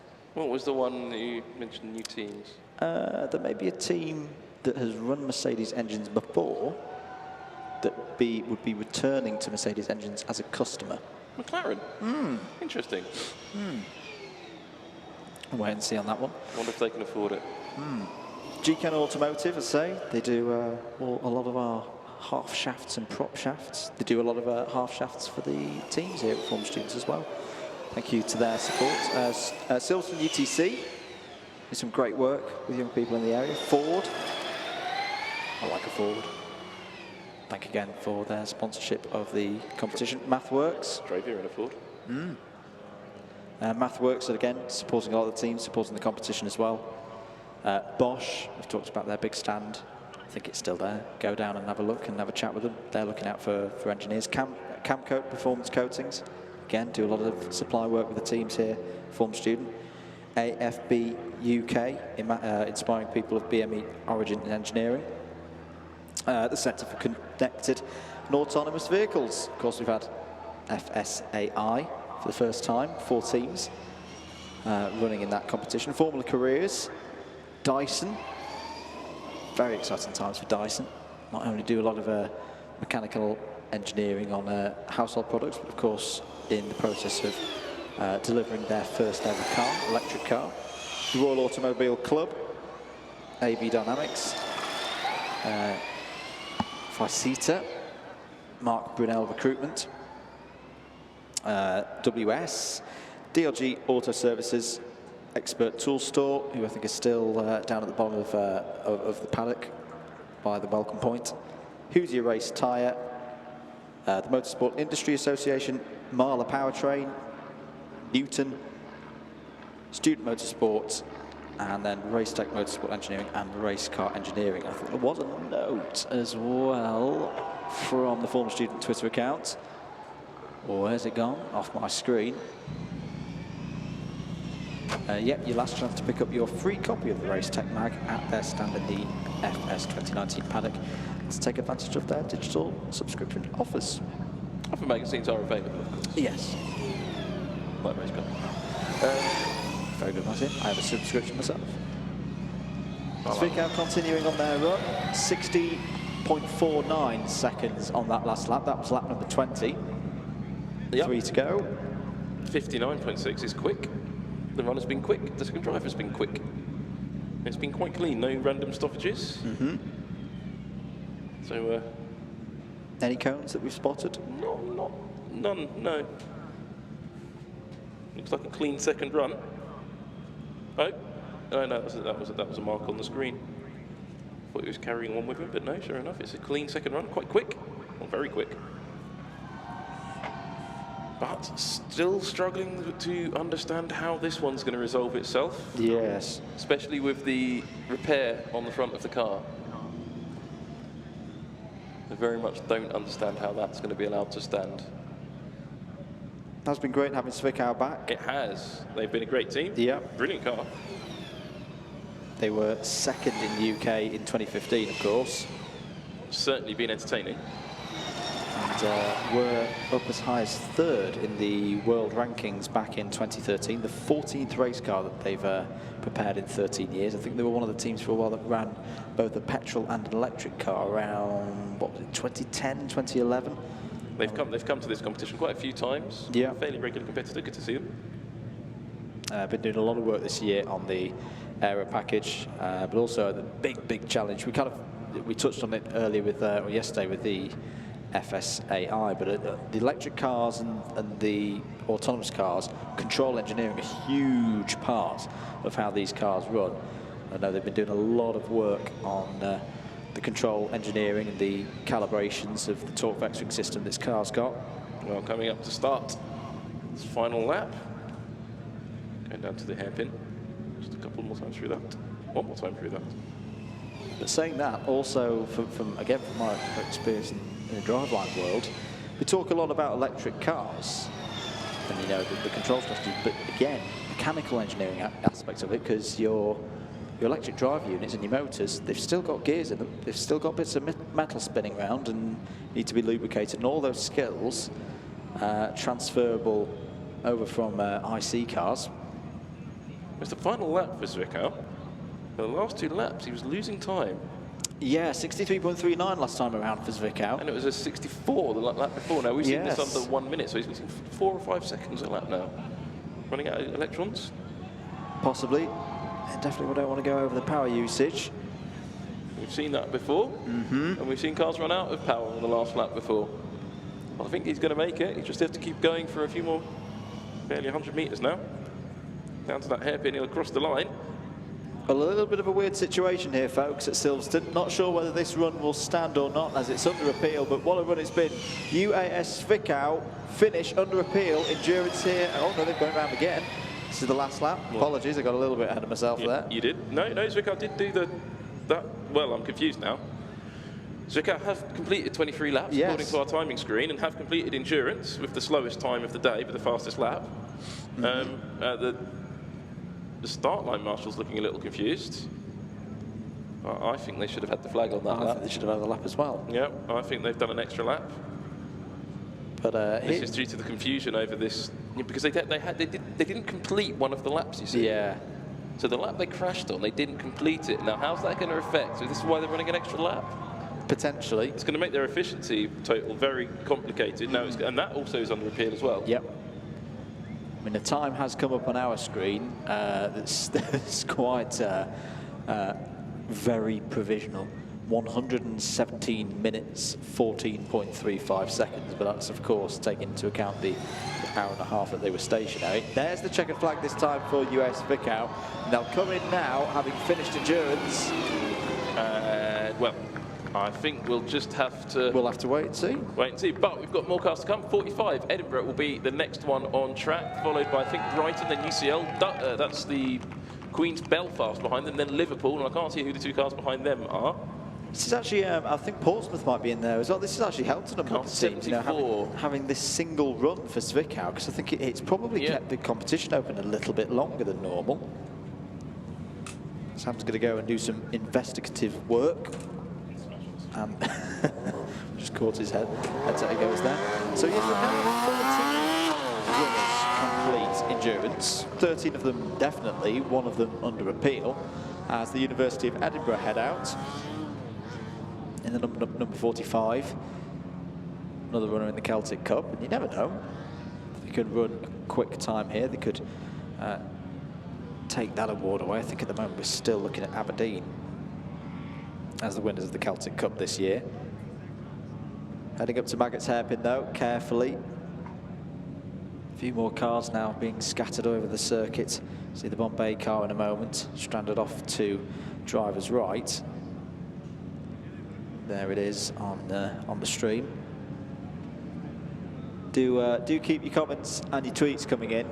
Hello to Coventry, who've used the hashtags, one of the other hashtags, FSUK 2019. There we have it. Fantastic effort from all the team. It's been a challenging but ultimately rewarding few days.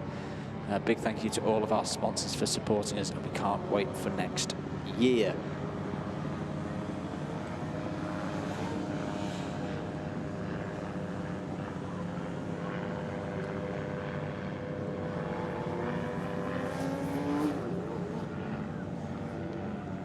To Samuel Long on YouTube, who said that Portsmouth are there. UP Racing, another British team that have been around for many years now. There was a real influx of the British teams around 10 years ago, so there's quite a few anniversaries being celebrated here this weekend. The University of Edinburgh have completed their first lap. 1:43.07. Number 45. Steady run so far. Wait to see who's going to be the next car out on circuit. Hello to my mate Callum Brule. Shout out to Warwick. Even if they didn't get out there, it's been a brilliant effort by the students and technicians to get the closest they have in years under very difficult circumstances.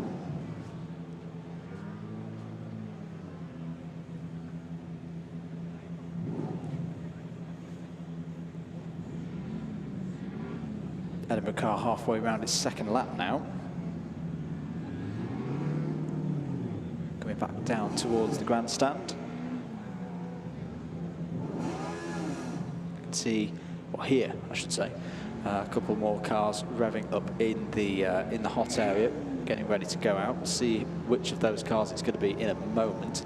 Going to run down the order to see if there were any other cars that were in our endurance order that we haven't seen yet. I don't think there are. I'm just going. Queen's University Belfast we've not seen yet today. They were meant to run 19th in the morning session ahead of Cardiff, and with Incubing. Next car is Brighton on the line.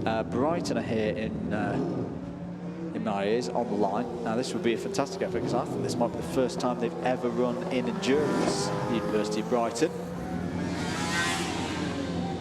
Getting ready to see the green flag. University of Edinburgh will come past now. That's the end of their second lap. There's the green flag. Oh, and a stall on the line for the 160 Brighton car. Can they get it going again?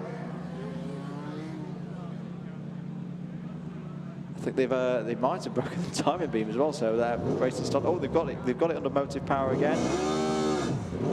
Big load of revs, get that going, and there we go, Brighton out on circuit then.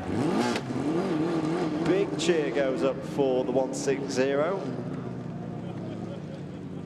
Another one of our Santander University's backed machines.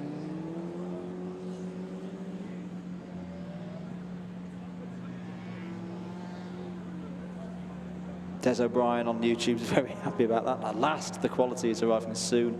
Go on, Brighton. Brighton negotiating their way up towards the top end of the circuit for the first time. Good number of sponsors on the side of this Brighton car as well. Twin exhausts on the rear. Little Drexler limited slip differential there as well. Brake lights working, good to see. Another team that I think, give them a bit more development and more support, could be a real front runner in terms of the UK ranks in a few years' time. I mentioned earlier, no, they didn't have a good endurance today. We need to look at the achievements of Sheffield University, the likes of Huddersfield, as well as teams that have grown over the last 10 years or so. University of Edinburgh going round again with a bit more spirit this time, and lap 3, I think that was. Oh, the Brighton car stopped halfway round lap 1. I think the driver might have stalled us again. Great delivery on this one as well. I like the gold suspension. That's very nice in keeping with the. And he's got to go again. Brilliant, fantastic stuff there from Brighton.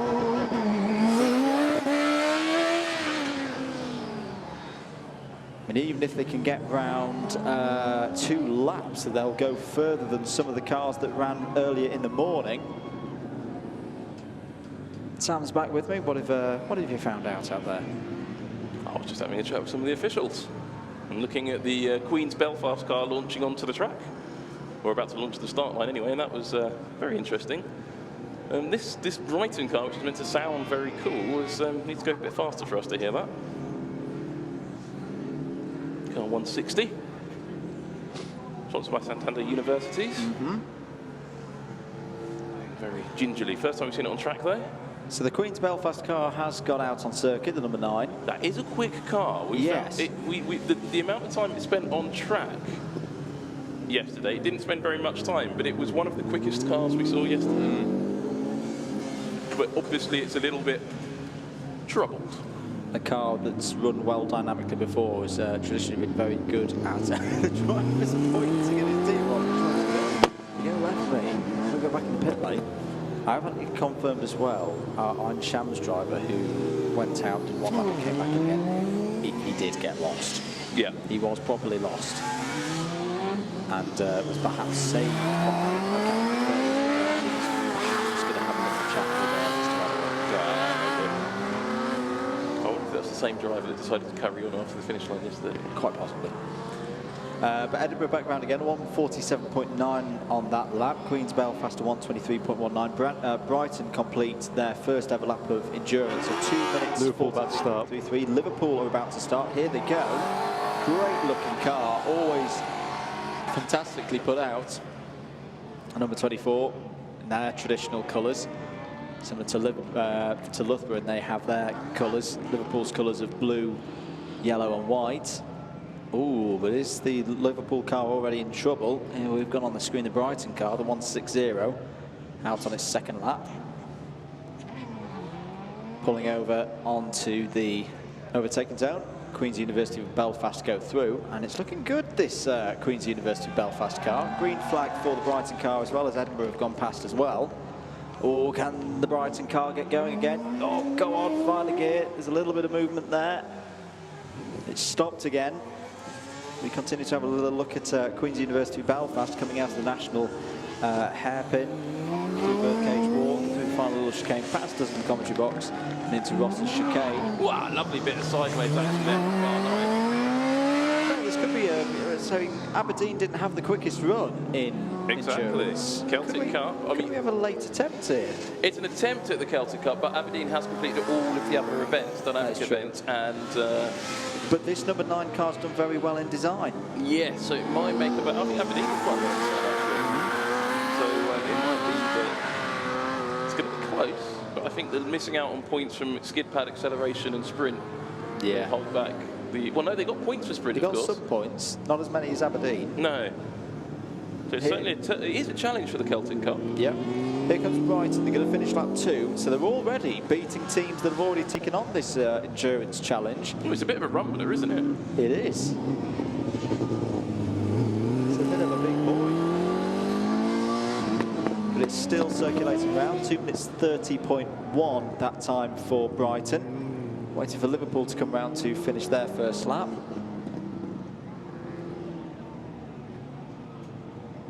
And there's a groan.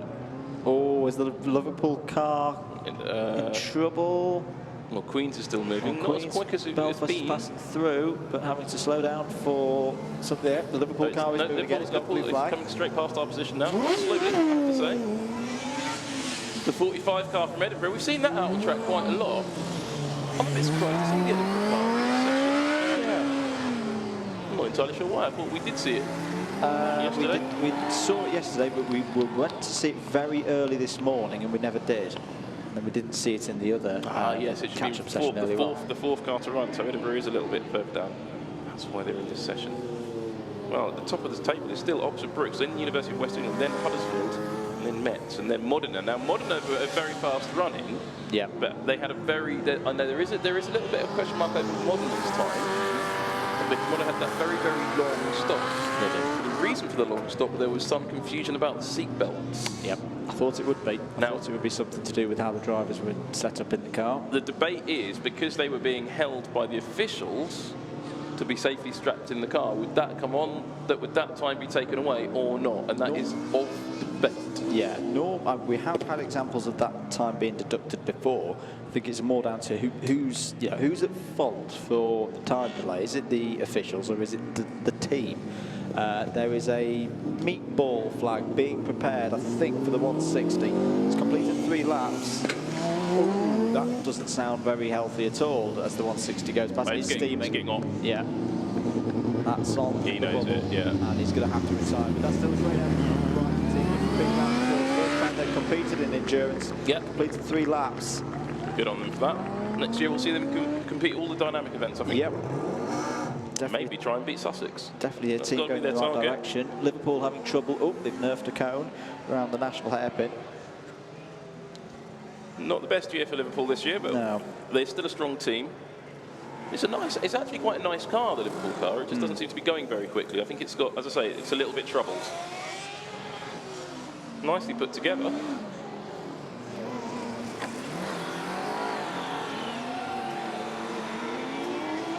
I wonder if they're doing any more competitions this year. They are a team that's gone out onto the continent before. Just got a little read up. It's their 14th car, ULM 014.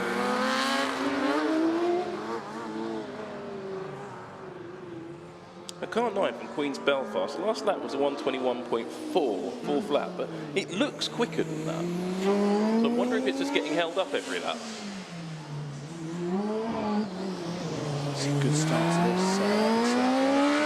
Yeah, that's a 112.75. That's more like the performance I would see. Here comes the governor. Ah. The big boss is here. Oh. Sam drops his headset again. Liverpool continue to go around then, number 24. Still at a steady pace at the moment. Round of applause on the team on the far side of the circuit. And they were very successful in Class 2 last year, winning the business event and placing 6th overall. We talked about Class 2 yesterday. The teams that do the static events only. The number 45 has been pulled over to allow Queen's University Belfast to overtake them. They're back up and running again. Ahmed Jabba, the team leader of this team, would like to thank all sponsors that have been engaged with our success, as well as ULM's faculty advisor Dan Hibbert and the University of Liverpool for their continued support of the former student programme. They're running here, and how many laps have they done? Well, they're on lap 3 at the moment. Queen's Belfast are on lap 6. Edinburgh are on lap 8. Liverpool come past us again. How's the lap time looking on this one at the end of lap 3? Still quite steady for them. It's 2 minutes 1.57.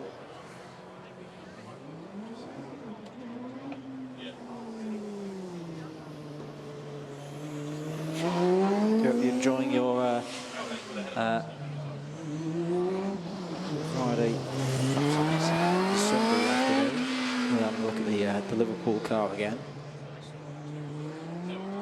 Hello to Wendy Stevens on YouTube. Proud of you all, Brighton. I think that's a really good result for Brighton. First time we've seen them out at this stage of the competition. You can see here's something rumbling. It might be a new car coming to the start line. We'll track who that is in a moment. It's car 160 coming back out. Ah, I hear that the Brighton car, the 160 car, is not done after all. They're coming back out. Now, if this is allowed, if it was a water leak or It was pulled on a brake water. light. They thought it was a brake light issue. So that's why they meatballed it, not the water. Right, I'm hearing in my ears that they were originally meatballed for potentially having a brake light issue. False, they just weren't using the brakes. There it is. Yep, it used. I can see the light being illuminated there. So the Brighton car is now back out on circuit. It's not done at all. It goes out for its 4th lap. And the Queen's Belfast car seems to be going very slowly now. I think I hadn't seen the Edinburgh car for a while. The Edinburgh car, the yellow flags were waving. Sorry, I was just having a conversation with one of the Andrew Deacon, one of the very senior people in Formula Student Competition, just getting a bit of an update on the Zwickau situation. Yeah. It's still under review, still under appeal. There's discussions going on about it. The damage to the nose cone has been looked at. Yeah. The car was in Parc Fermé the whole time, so Okay. they went straight from the holding area to Parc Fermé and came back out. So the team didn't work on the car and make repairs. The fact that the nose seems to have been popped back out and that damage seems to have disappeared, maybe because the nose is made of a very, very thin material. And it's literally, as it's got a little bit warm, it's just gone pop. It seems to be when they were pushing it back, just by touching it, it would pop it back into shape. Okay. That seems to be the excuse. Belfast But certainly, are in trouble. yeah, they are. There certainly was no chance for the team to work on the car. Okay. And it didn't get recharged. That's no question about it. Good. But the penalties all still apply, and they did have another stoppage on track. So Yeah. should be interesting to see how their times will stack up with their penalties. They do have an on-track penalty. They do have at least 2 minutes of not doing anything at the time. Liverpool still circulating around, not particularly quickly at the moment. 4 laps completed, 2 minutes 42.88 last time around, but that was with a hold-up. Looks like Queen's University Belfast Formula Student 2019 is over. Looks like they've been pulled off the circuit on their 7th lap of endurance. Race Freak asked the question, what's the reason for so much error of number 24 Liverpool car when it's driving so slowly? It's designed to drive rather quicker than it's going at the moment. It's the team has struggled to get the car out on track, and they've done brilliantly to do so. Yeah, previous years when they've run, as you say, a lot quicker than this. Yes, the aero does work, but as you say, you're quite right to say the car isn't going quite quick enough for it to be effective. But the team were hoping it would go rather quicker. And that's why I wonder if this team is going to go and do some more events with this car, because it does look like a car with a lot of potential. Brighton have completed their 4th lap now. This was the one that had their meatball flag inspection in the middle of it, the mechanical flag inspection in the middle of it. So 5 minutes 57.14. It's actually not reflective of what that car's doing at the moment. We'll see it continue to go around. You can just see it coming back down from Maggott's hairpin out of the commentary box. They are now on their 5th laps. They're almost at the point where they're starting to go further in this competition. Oh, as the Liverpool car stopped again, I think they're having trouble getting round that tight left-hander at the far end of the circuit. A number of the teams have done that today. I'm just going to have another watch on my laptop screen as to what happened there. They went round, they went in, and yeah, they didn't make it round the corner. They were having clutch issues there. And the Brighton car is struggling again. It's steaming away. I think it's going to go pop. Well, we'll see how much it can. I mean, I don't think they're in for any more events this year, so if they want to blow it up. Go big or go home. Yeah. I don't know if you know, we've been told, but mine's DNF. Belfast is DNF. Yeah, the Queen's University Belfast is DNF, and also DNFing by the look of it It's UCL. is UCL. University College London, and they're going to be getting right in the way of Liverpool, crackling and banging there and steaming away. You can keep going though, it's hot. You can't look right, it's hot, but it's running. Depends how much water they've got in those tanks. It's just on a 153.55, so under 2 minutes it is rather steaming away now. Dynamic volume running in. Oh, can the Brighton car negotiate its way past the stranded UCL car, which is the Brighton broken car, down straight away? What the Brighton car really doesn't want to do is stop moving forward, which it has, because it's just going to get hotter and hotter and hotter. It needs that airflow. The light on the back has just switched off. The driver lifted off the brakes, and the car keeps going, sort of. Maybe, yep. Finds a gear, stalls it. Fires it up again, and on its way. Keeps it in race. It's on its 6th lap now. Yep. I wonder if it'll get past the driver change with that situation. I think it might, because it is just coolant. Seems to be able to restart after those stalls fairly well as well. So the battery seems strong. Liverpool continue to go around 2 minutes 22.31 last time around on lap 5. At the moment, they're not holding anybody up. We saw some of this kind of pace from Brasov earlier. They're actually being held up by it. Yeah. Yeah, Brasov, I mean, that was a car we expected to see a bit faster than it actually was, but ended up going slower than it had done the previous day. So they obviously had some issues, as Brighton is having some issues. Not Brighton, Liverpool is having some of his own issues down at the hairpin. Yeah, again, that corner seems a little bit too tight for the Liverpool car, and it's stalled again, and that is the UCL car, the number 18. Yeah, that's done. Unfortunately, they did about, what, 200 metres? Well, currently there is only one car moving on the track, car 160. University of Brighton is the only car moving, and it's not moving particularly fast. It's steaming, rather. It's picking up the speed. Liverpool is stopped down at the hairpin. The marshals haven't interfered with it yet. No. No, that's it. That's the end of the day for Liverpool. So University of Liverpool have conked out at the hairpin. UCL have conked out on straight. And Brighton is at risk of conking out, but is still moving. Anyone else going to come and join the fun? I think there's some more cars to join in the queue. Yes, I think I saw Portsmouth in the queue, if I'm correct in saying that, the 74. Yeah, I can still see, 74 pink tabards. Yeah, there's still some cars out there that we haven't seen, and I think there's some more cars ready to go. Wondering why they haven't started. The Brighton car is moving again. Oh, but now has it just lost power there? The engine seems to have cut out again. Oh, it's fired up again. It's going to have to do a lot of hot restarts here. Well, at least they know it can do it, but I wonder how much is just driving around your finger on the starter. That'll work. Now, I've spotted something. No, it is still steaming away. I thought they'd stop steaming. We all know what happens after that. It's steaming less. If it does steam less, you do get the bang. It takes a little while. Yeah. And then it depends which brakes. Does it brake the drive shafts? Does it brake the engine? Uni of Leeds on the start line. It's going to be, and we've got UWE, I believe. No, you can't be UWE. Uni of Leeds. No, Uni of Leeds. Uni Leeds. Now, this is a team I know quite well. It's going to be Jack Fisher starting this car. It's a Yorkshire pudding contender. It is a Yorkshire pudding contender. There goes Jack. Leading the Yorkshire Pud competition. Oh, come on, Jack, get that running again. We can't go that far for Leeds. Well, the Leeds effort has completely stalled, like Leeds United's promotion bid. I think you just hurt some hearts there. I did. Yeah. I couldn't help myself. Well, leading the Celtic Cup is Aberdeen. Oh, I think they've won that, actually, to be honest. It's going again. It's fired up. They won the puddings, and it's off. Leeds, one of the longest-standing Formula Student teams, predate Formula Student itself, actually. Yeah, they do. Used to travel out to America and do Formula SAE. People like Blake Ziegler involved, Howard Ash, I believe. Andrew Deacon was part of that Leeds super team. Of course, historically, we mentioned him yesterday when JB was around, Andrew Shovlin. Yes, he was on part of that team. Don't think they won anything. It's not the point. They got all the skills. Yeah. They went on to win. Together, they went on to win quite a few things. Yeah. So, our Jack, who is possibly one of the most Yorkshire people that I know. What does that mean? His accent is very broad. More Yorkshire than me. He's called Jack, and he's from Leeds. What, more Yorkshire than Joe State? Oh, yes. I've heard Joe State say E-by gun, which is what they're going to be saying in the cockpit of the 82 car. Bye.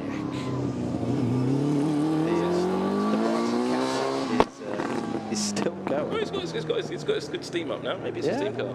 Well, And something that needs a head of steam is University of Leeds, which have stopped again. They go for the slowest lap. This car nearly it's going again. This car nearly made it out into sprint yesterday, actually. Leeds, yes, I know.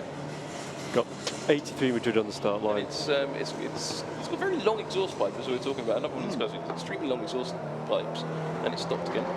83. Spanish entry. It is Madrid. First time we've seen that on the track as well. I think that could be quite quick. Be interesting to see. Well, Leeds, no, the driver's shaking his head, trying to wave away the marshals, and hasn't actually finished its first lap. The Leeds car. Nope, but it's got further than UCL. It has. Autodesk sponsorship on the side of that car as well. Oh, no, I think it's done. Yeah. I think the University of Leeds and their campaign in Former Student 2019 is over. Brighton still going, 7 laps completed. And the steam is getting very much evident at the rear of that car. Must have some very big reservoirs on there. They look very big.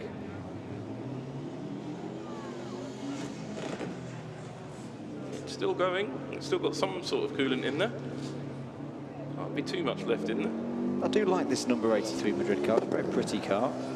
First time I've really seen it. Ah, yes, I saw it in the paddock actually. Interesting side pod treatment.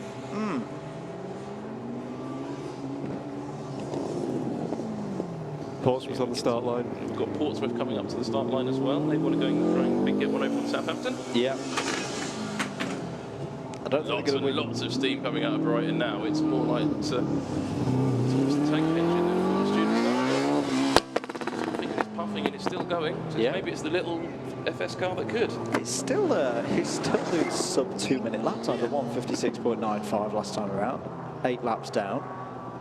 A few more before the driver change point. Oh, is it? No, it's just going through the slalom there. I thought they were about to pull off for a second. Oh, as the Madrid car stopped. The Madrid car stopped just behind us. We've not had another crash, have we? I don't Box. think he's made it into the tyres. He tried though, he had a good effort. He made it into the dirt before the tyres. So I think the car's actually okay. That was a very athletic jump from Dewey over the tyre barrier. And now he's going to have to come back and do it again. He's going to hit another cone on the way out, is he? No, not quite, yes. Madrid back in the race. Yeah. Unlike Swansea, who weren't allowed to carry on after they hit the wall. Yeah. The Madrid car didn't quite carry on. I quite like this shape of those side pods on those. Again, it reminds me of a mid-90s Formula 1 car. Yeah. Brighton still chugging away, making their way through the slalom. Have we got any more steam, or are they out of steam? Looks like the steam. I don't see very much steam out the back of the Brighton car at the moment, actually. No. Portsmouth, as Oh, we no, say. no, there is some. There is still some coming out.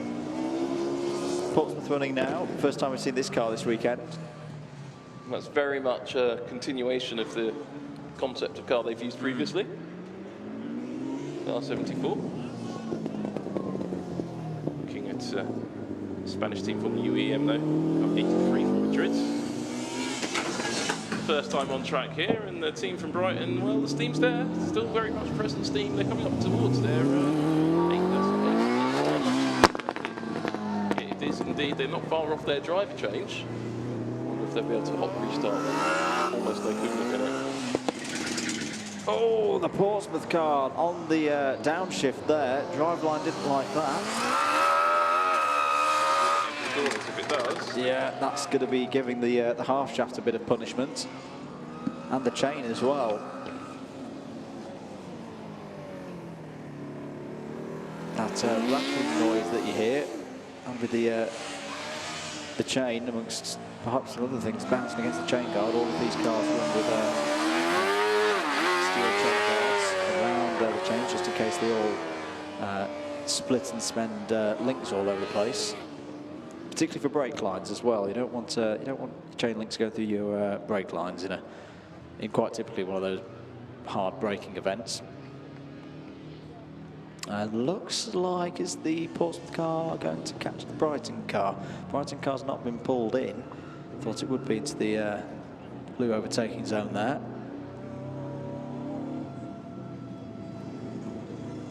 So it's something making a very weird whining noise out there as well. I can't work out if it's the Brighton car or the Portsmouth car. There's definitely more and more steam coming out of the Brighton car when they're on the power.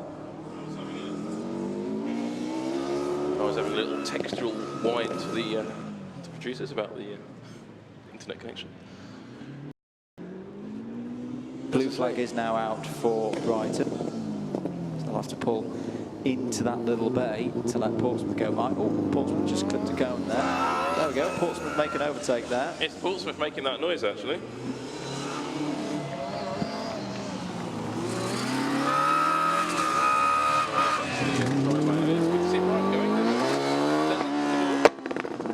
I think you might be right there, Sam. I think that might be it's a rotating part that's rubbing against something that it should not be having contact with. Rotate, rotate, snap. Oh, the Madrid car's off. You can see the far, in the far end of the circuit. Me too, I was just saying, the driver of the Madrid car extracting himself from said car and calling it day up there.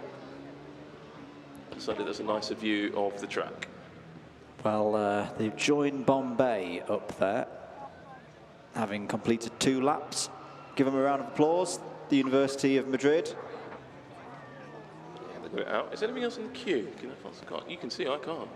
I don't think we have got anybody else in the queue. I'll just pop out and have a look. No, I'm not entirely sure whether we're going to run the shootout session or not. I'll wait for clarification on that one. The team photo has been delayed, of course, to about 5:45. As University of Portsmouth, or Portsmouth University, University of Portsmouth, car 74, making its way around. There's a very strange noise coming out from the rear of the car, but it's going. Sounds like a metal on metal sort of sound, a bit like a under lubricated part on a lathe. Right, still going too, with its steam. Not far off there, driver change actually. That noise on the back of the Portsmouth car coming ever more pronounced. Listen to it as it comes past you on the top of the bank. Rear of that Portsmouth car. Checkered flag now waving for Brighton for its driver change. Should be interesting to watch. No more cars after this one, so these are our last competitors in endurance for 2019. Debate still going on as to whether the bandit laps are going to get run, but what an effort this is from Brighton. It does sound quite good on the old crackling poppy noise. Now let's see if they're going to be allowed to restart. Well, I thought the driver change area. The camera's going cone hunting. That's not what we want. We want to see the driver change area. There you go. I think they will be, unless there's another leak, they will be for the water, because they were already steaming away when they came in for the mechanical flag. There you go. Well, you can see it's steaming away, and they're going to have a good look at that, but you're allowed to have coolant leaks. You're allowed to get a bit hot, and that's not allowed to carry on failure. So the man with the stick, he is there to check in the new driver. The new driver is being allowed to get in. Lots of attention, of course, being paid to the rear of this car. More interesting will be what the source of the noise on the number 74 car. Andrew's gone to have a very close look at it. He's a bit of a drivetrain junkie. That's what he does for a living. Looks at the gearboxes and things. Uni Portsmouth has an amazing brake light. The University of Portsmouth brake light is worth looking at. It's always sort of a fairy light around the back of the car. It's quite neat. Very nice little brake light. Nice little design feature in that. Andrew's trying to work out, though, what is making that noise. Something's grinding against something, or something's not quite the way it should be in there. Yeah, all the driveline engineers. Oh my goodness, all the cones are being destroyed. That's it. There you go. There is an award for the cone carried furthest. Yeah, we've not had anyone carry on really, really far as far as I'm aware. No. We've had a couple that have gone like 3/4 of a lap. Oh, Portsmouth are going again. Yeah. Oh, now. He's got a cone. No, he's just playing. He's just playing cone. Well, curling. So I'm trying to have a little closer listen as to what the part might be that's rubbing away, because it's clearly something about rotating. Yeah, it's interesting. Now, it's interesting to see what's going down in the driver change area, because I can hear an engine firing up. Yeah, and stopping again. I had a quick. Yeah, that is the Portsmouth. Must be Portsmouth firing up. Brighton firing. Brighton, sorry, not Portsmouth. Getting my South Coast muddled. I had a little chat with Jake as well. I think we are undecided yet as to the bandit laps. I think we might be having 5 laps each. That sounds Brighton's at the line. Brighton has come back to the line, so yeah, they've been allowed to restart. Will the coolant hold out to let them finish their run? Car 74 Portsmouth will whatever it is that's rubbing hold out to finish its run. It's getting more and more pronounced. The car is going quite quickly though, the Portsmouth car, 1:32.14, but it's got speed, but not consistently. And just gone to have another listen to see if we can work out what's wrong with it.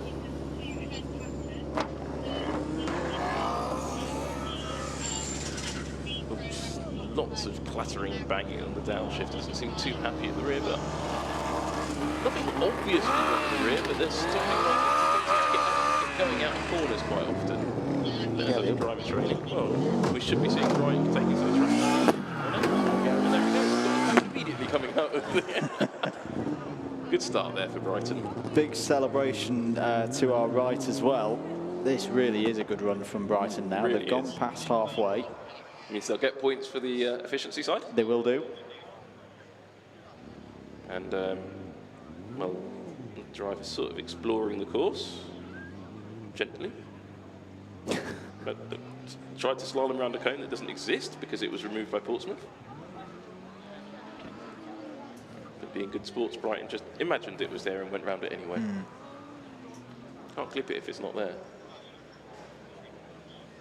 Looked like a fairly, just looking at the time, it looks like a fairly standard driver change there for Brighton. So Yeah. clearly Not many problems. it's getting hot, but a little bit of water isn't a problem. As long as you've got a little bit left, not none. Portsmouth, though, seems to go slowly, then goes quickly, and then goes slowly. And not all necessarily in the right places.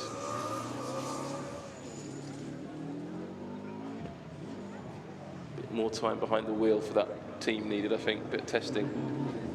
Nice looking car, though. Yeah, it is indeed. Oh, they're always quite nicely put together cars from Portsmouth. Some nice attention to detail. That brake light is worth looking at.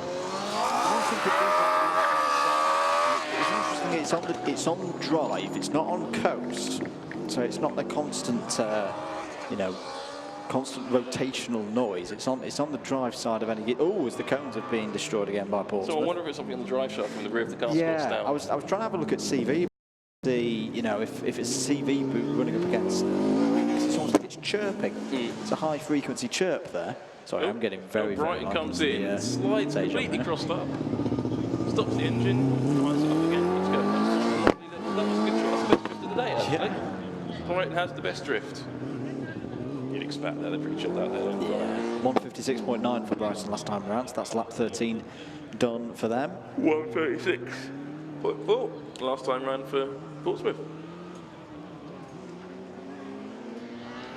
Someone's lost an Oxford Bricks jacket or found an Oxford Bricks jacket. So people keep losing their jackets, apparently. It's very careless. Well, it's quite warm, I don't know why. I left mine in the car. I hope. Meant to. Still making that noise, isn't it? They've got gear shift, so that's one half of the challenge. We've seen quite a few teams have trouble with that today. And it seems to be settled as well. It doesn't seem to be getting any worse. Portsmouth. Oh, still that rattling under braking though. They're really putting. Sorry, this is former Portsmouth graduate, Mr. Matt Alexander, is watching this as well, which he probably is. Still avidly follows the team. I know he's going to be squirming as well. We're going to be discussing this on Monday morning. Fuel. There's a leak at the side of it now. Looks like steam. You know, it looks like something's leaking out of this, the Portsmouth car. It's not happy. Yeah, there is something. Yeah, it looks like there's something turning. Is that burning? That doesn't look like steam to me. I think that's something a bit more combustible. Coming out the right-hand side of the Portsmouth car. Still going along quite nicely. They've got good pace in this car. Yeah, they do that until they catch fire. Yeah. Well, you never know. Their friends on the south coast, from along the south coast, from Portsmouth, could come along and put it out with their steam. It does catch fire. Portsmouth still steaming away, which is probably a sign of. Oh, they've stopped. Brighton have stopped. Can they get it going again? They're on their 15th lap. Oh, come on, Brighton.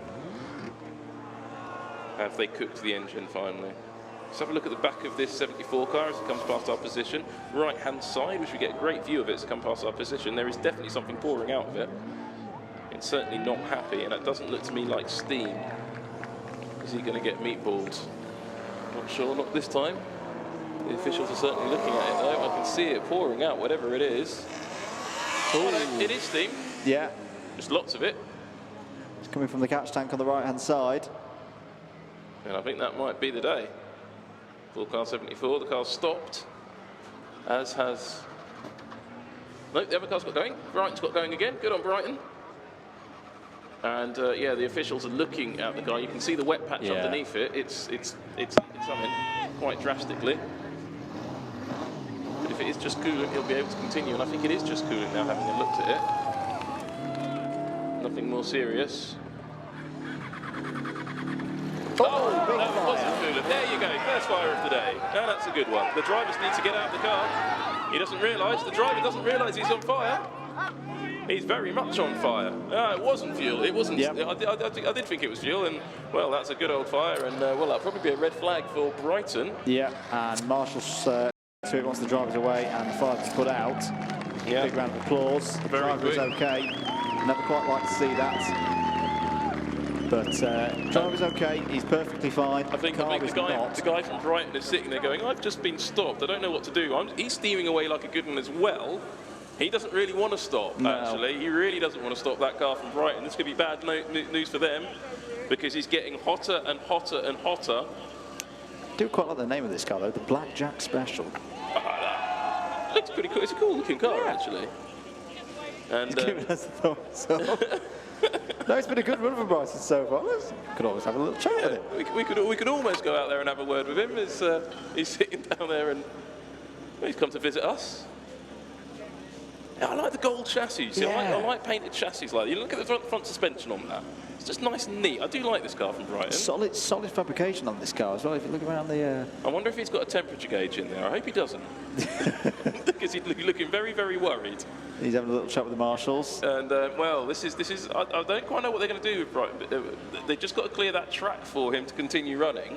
What lap is he on? He's on his 15th lap. Yeah, so he needs to keep going. This is going to affect his efficiency. But nonetheless, it doesn't matter. He's sitting there idling. But the car is getting really quite hot now. They need to jack that car up because that rear axle's not going to go anywhere. They do need to get the car moving. They need to get that Brighton car underway because it's getting hotter and hotter and hotter, and I'm worried for its future.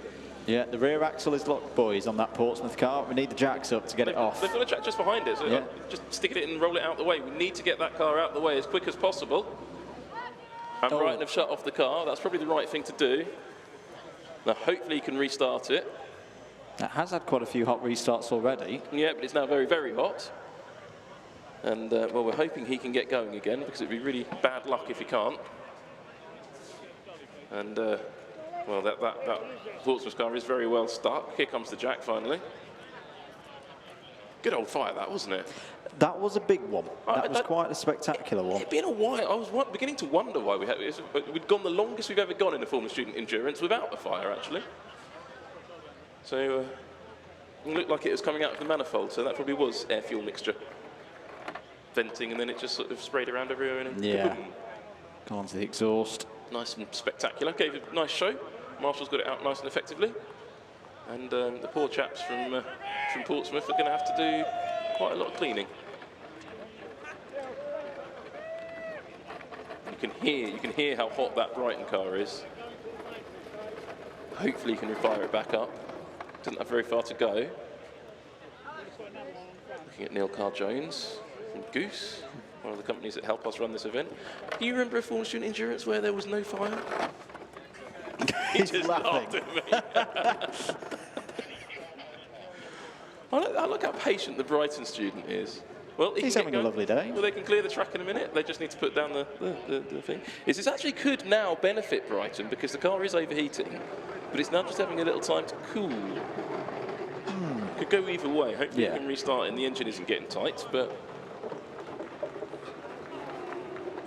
last car out. This could be the end of the chance. I'm not sure if we're going to get a bandit session now, to be honest.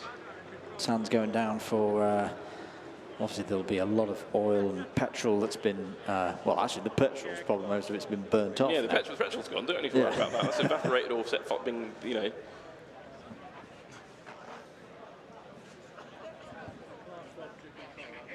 Do hope you're enjoying your Sunday afternoon. Do keep your comments coming in, and keep using the hashtag FS2019. Andrew Mather from Double Dash Motorsport Media, Sam Collins from Let's Go Racing.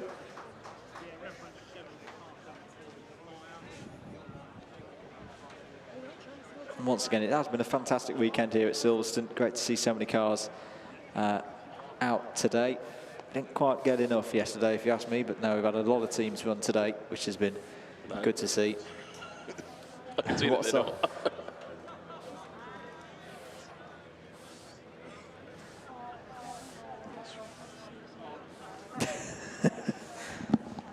The officials are telling them, the same marshals, to brush faster. This is the most patient racing driver in this Brighton car that I have ever seen in my entire life. He's doing a very good job there. And I wish more racing drivers were like you, sir. I think it's more of a, I think it's a Brighton thing. Kelvin Hassel, who I know quite well, is a race driver who lives down in Brighton, and he's extraordinarily chilled out as well. So I think it's just a Brighton. They've got Goodwood sponsorship. That's why. Very Sussex, isn't it? Yeah. Classic. Yeah. It's a good-looking car. It is. Nice star logo. It's got some nice sponsorship on there. It's a decent-looking car, that. Car 160 we're talking about. It is still in the competition. It's just you're not seeing it on track at the moment because Portsmouth sort of decided to have an impromptu barbecue before the awards. A little bit hungry thinking about barbecues, actually. Yeah.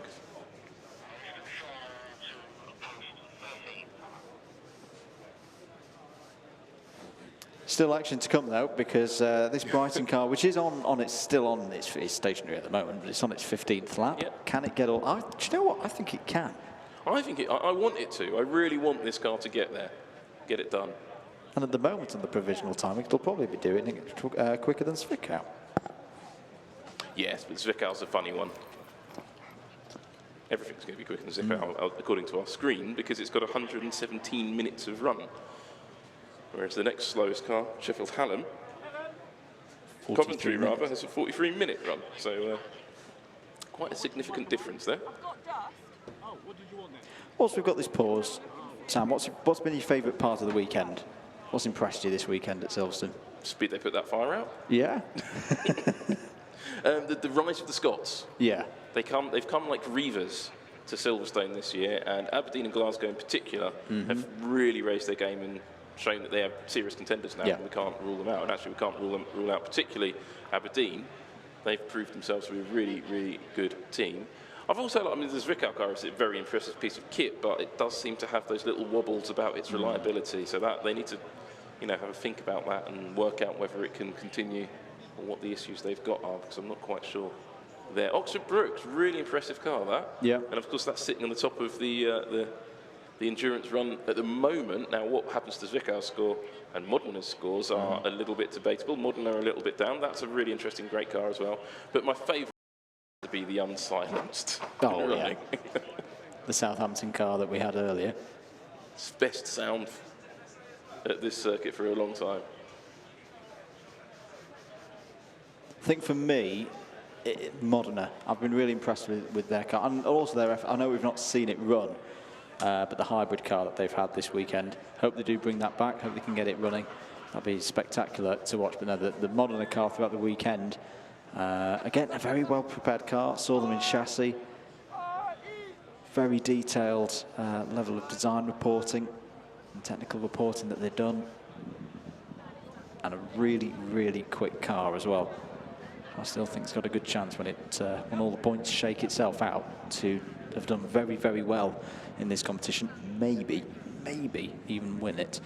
But we'll wait and see on that one. We're still under effectively red flag conditions at the moment, whilst the marshals continue to address the circuit in the two spots where the Portsmouth car stopped. The one in the initial spot where it stopped, and then the other one where it had its incendiary moment, shall we say.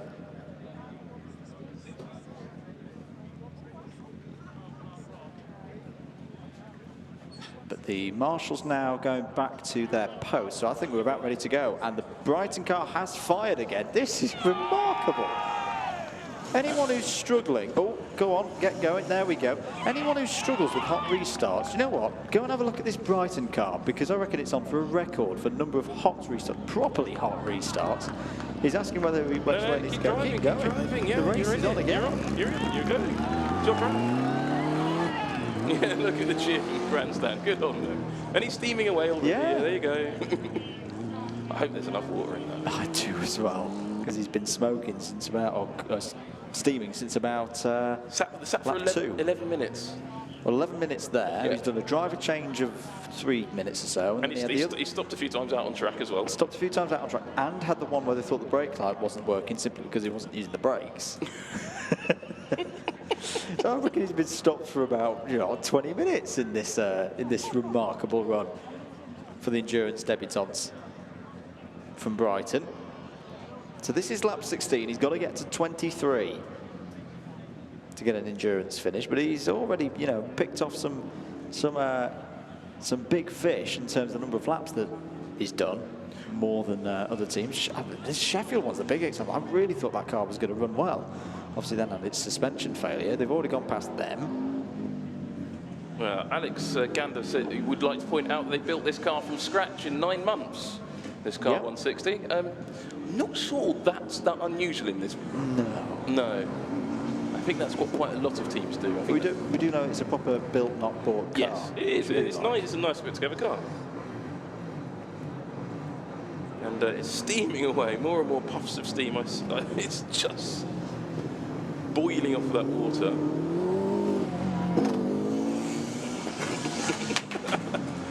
As Crippled Potato says, now the engine's set off for Brighton, all he can hear is the commentators talk about when his car will explode.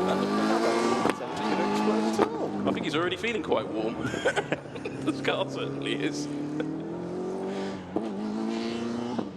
This is more like Le Mans from Brighton. It really is. He's been on track for an awfully long time.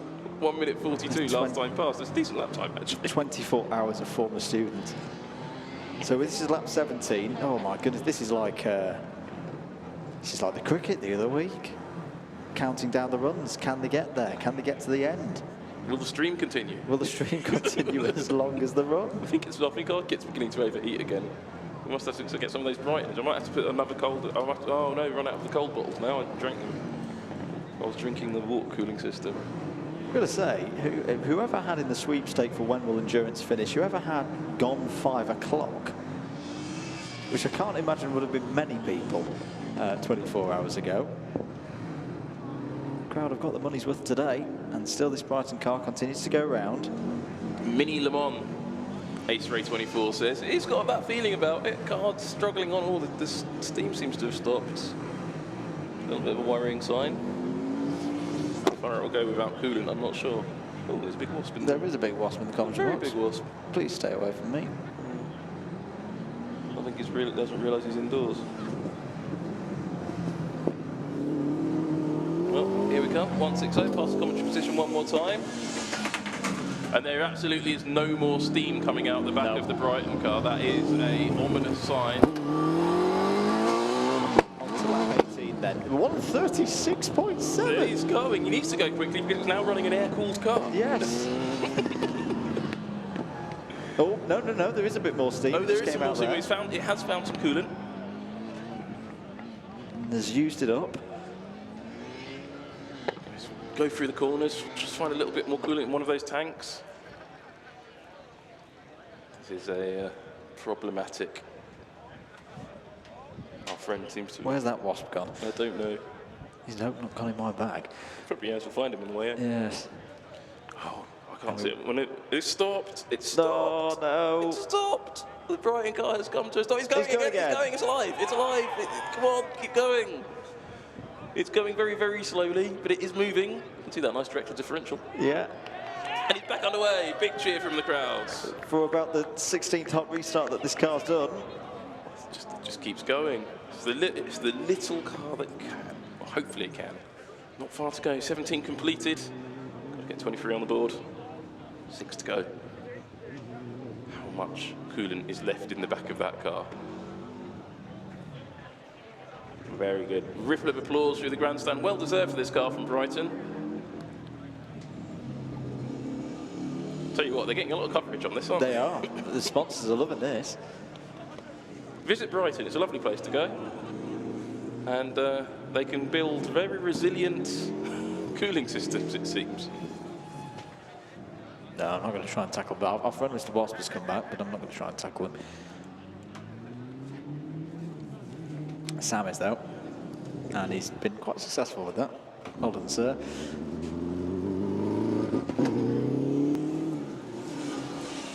No steam whatsoever now out the back of the Brighton car, as it comes past us anyway. One more lap gone. That's now 18 laps on the board for Brighton. Oh, steam. I see lots of steam. Yes, there is steam. There is a lot of steam coming out the back of the Brighton car still. It's just under certain conditions. Maybe the tank reservoir is getting more and more empty, which is why we're not seeing it all the way round like we were before. Dewey's armed himself with a fire extinguisher. Probably wise. That's very wise. 2 minutes 2.39 last time. Now, obviously, that was with the stoppage. My liquid cooling of our equipment seems to actually. It's done quite well. It's actually cooled it with the fan and the water cooling. It does seem. I don't think the pair helped. No. It's coming back quite quick now. Puffing steam. Car 160. Do we talk about what sort of lumps in the back of that? No, I don't think we have yet. We need to, don't we? It's a pretty good advert for their resilience, that's for sure. I wonder, I'd like to see the temperature trace if they've got such a thing on their engine for this. Still a little bit more steam coming out of there. They were going towards the national hairpin now, out of our sight. But it still keeps chugging away, this little thing, the 160. It's a Yamaha YZF R6. Liquid cooled dual overhead cam. I think it just needs to say it used to be liquid cooled. It's now just dual overhead cam.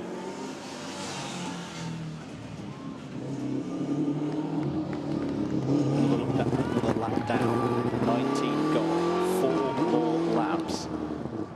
For one of the most remarkable Formula Students Endurance runs I've ever seen to be completed here. It's called the BRM Blackjack Special. Yeah. And BRM? BRM Blackjack Special. And they're aiming for a top 40 finish. Well, they're on target for that at the moment. Yeah. Everything's been built by the students, where we can tell that. And they'd like to thank, well, they've got the team leader, Christian Steensgaard, Steensgaard Dam, and the deputy team leader, Victor Fernandez. And they'd like to thank their faculty driver, Daniel Corrin, and technical driver, Simon Harvey. We heard about them before. They want to finish every single test within the parameters expected from the design phase. Didn't quite work out that. They call them BRM for Brighton Racing Motors. Name of the driver is Sam. It's a good name. Thank you to Alex Gander on YouTube for that one. The car's meant to weigh around 250 kilos. It does weigh. Should have had a look when it stopped, came and visited us. 19 laps completed. This will be 20. There's not all that much further for this car to go as well. It'll be heartbreaking if this car doesn't finish the endurance. Oh, that was a big splutter there from the car. Do you know what would be good if you can get to the finish of this? The photo's at 5:30. We should roll it and be at the front of the photo. They really should. I think the photo won't be at 5:30. It'll be more like 5:45 actually. But it depends. I don't think we're going to see the bandit session now. It's already gone past 5 o'clock. We might do. Not in charge of that. Kapop. There's more steam coming out of it. So I don't know. Those head tanks don't look huge, but they start making quite a lot of cooling light in there for it to see. No, keep going. Go into gear. Come on, put it in gear. The engine's running. I can hear the engine. Lap 20 cut out now. Oh, come on. Hot restart it. Any house? Is he? Yes, it's restarted again. And it's again. Yes. And away again. Hey, big cheer for that. They are getting so many cheers from the grandstand. It's great to see this Brighton car keep going. Just to point out, they've completed 20 laps. They don't even have to go that far anymore. We've got to get them round. They've got 3 kilometres to go. They've got, well, less than a lap of the Grand Prix circuit in terms of distance to go. I hope the engine isn't tightening up. That's why it's going so slowly. Oh. Oh, this would be really bad luck if it stops now. So close.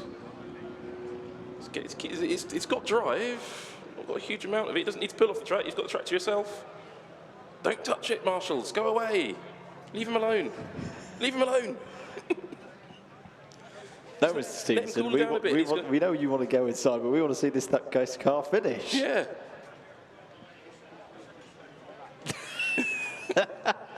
It's not derogatory. No. We can make derogatory. No, that's not. We can say something derogatory if you want. Keep going, mate. Press the button. Fire it up. No, don't push the car.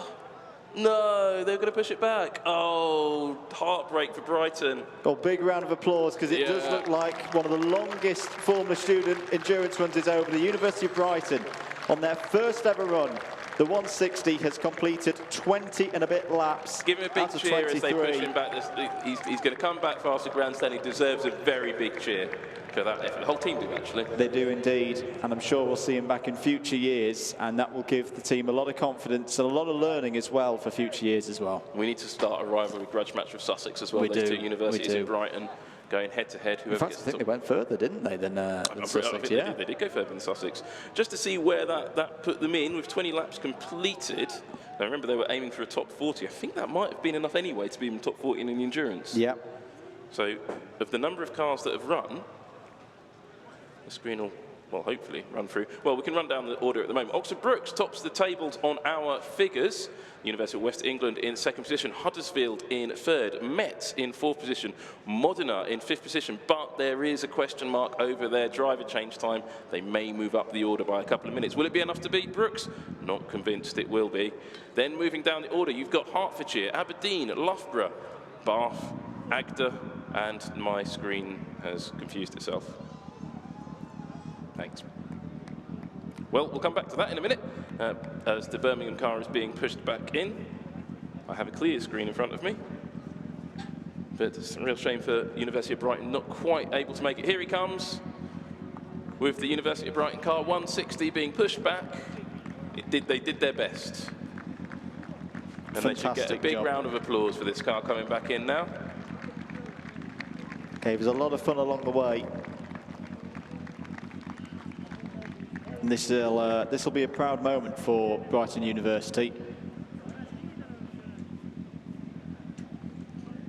And just shows what, commitment to the teams. It's a new team. It's been running for a few years and what they can do. I look forward to see what the Blackjack cars can do in future years as well when they come back to Silverstone for the 2020 edition of Formula Student. Yeah, look at big cheer for the Brighton car coming in. Good to see. Now, what happens next? What does happen next? Nobody's told us. There's a team photo. Now, hang on. There's teams. I can see teams lined up. I'm going to have a little look and see which teams we've got, because I think we've got some resetting the timing system at the moment. The timing system has been reset. So that we can do the bandit. And it sounds like we are going to get the bandit session. The marshals are going back to their posts, so we are going to get more running here at Formula Student. Now, the rules of this session, if it runs, which I think it probably is going to, it's going to be a 45-minute. Not entirely clear on the rules. The first car on there, though, is University of Sheffield is going to come back and have a go. Aberdeen is down there, so we're going to get some fast times. Now, the rules here are a little bit, well, quite frankly, we made them up in the pub last year.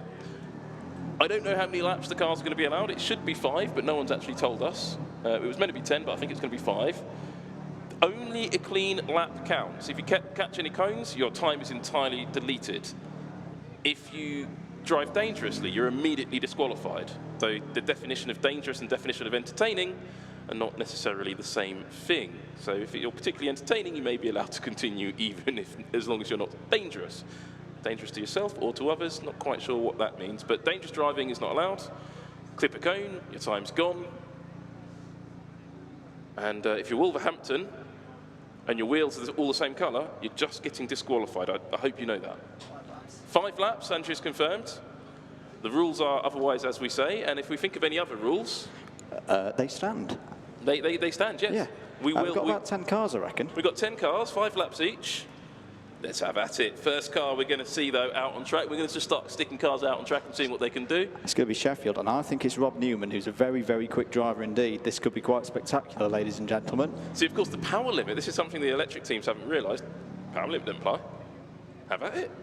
We're not checking. We have got at least 2. Biscaya in there. Sorry, you're in there. Yeah, exactly. We are not checking. There won't be post-run inspection on these cars. You have to be safe at all times within the regulations. But as long as you're safe, go for it. That's going to be good. Saw Glasgow in there as well towards the back. If you clip a cone but set a fast time, but then perform a brilliant drift, it nullifies the cone. It nullifies the cone. Yeah. But you have to perform that drift without hitting any more cones. Yes. There you go. Yes. That's a rule. That's official. Entertaining course rearrangement may be considered. Be like in the Tour de France. You know, if you win the stage, you get more bonus time. It could be, yeah, but you have to entertain us to do that. You have to entertain us to do that. It has to be entertaining.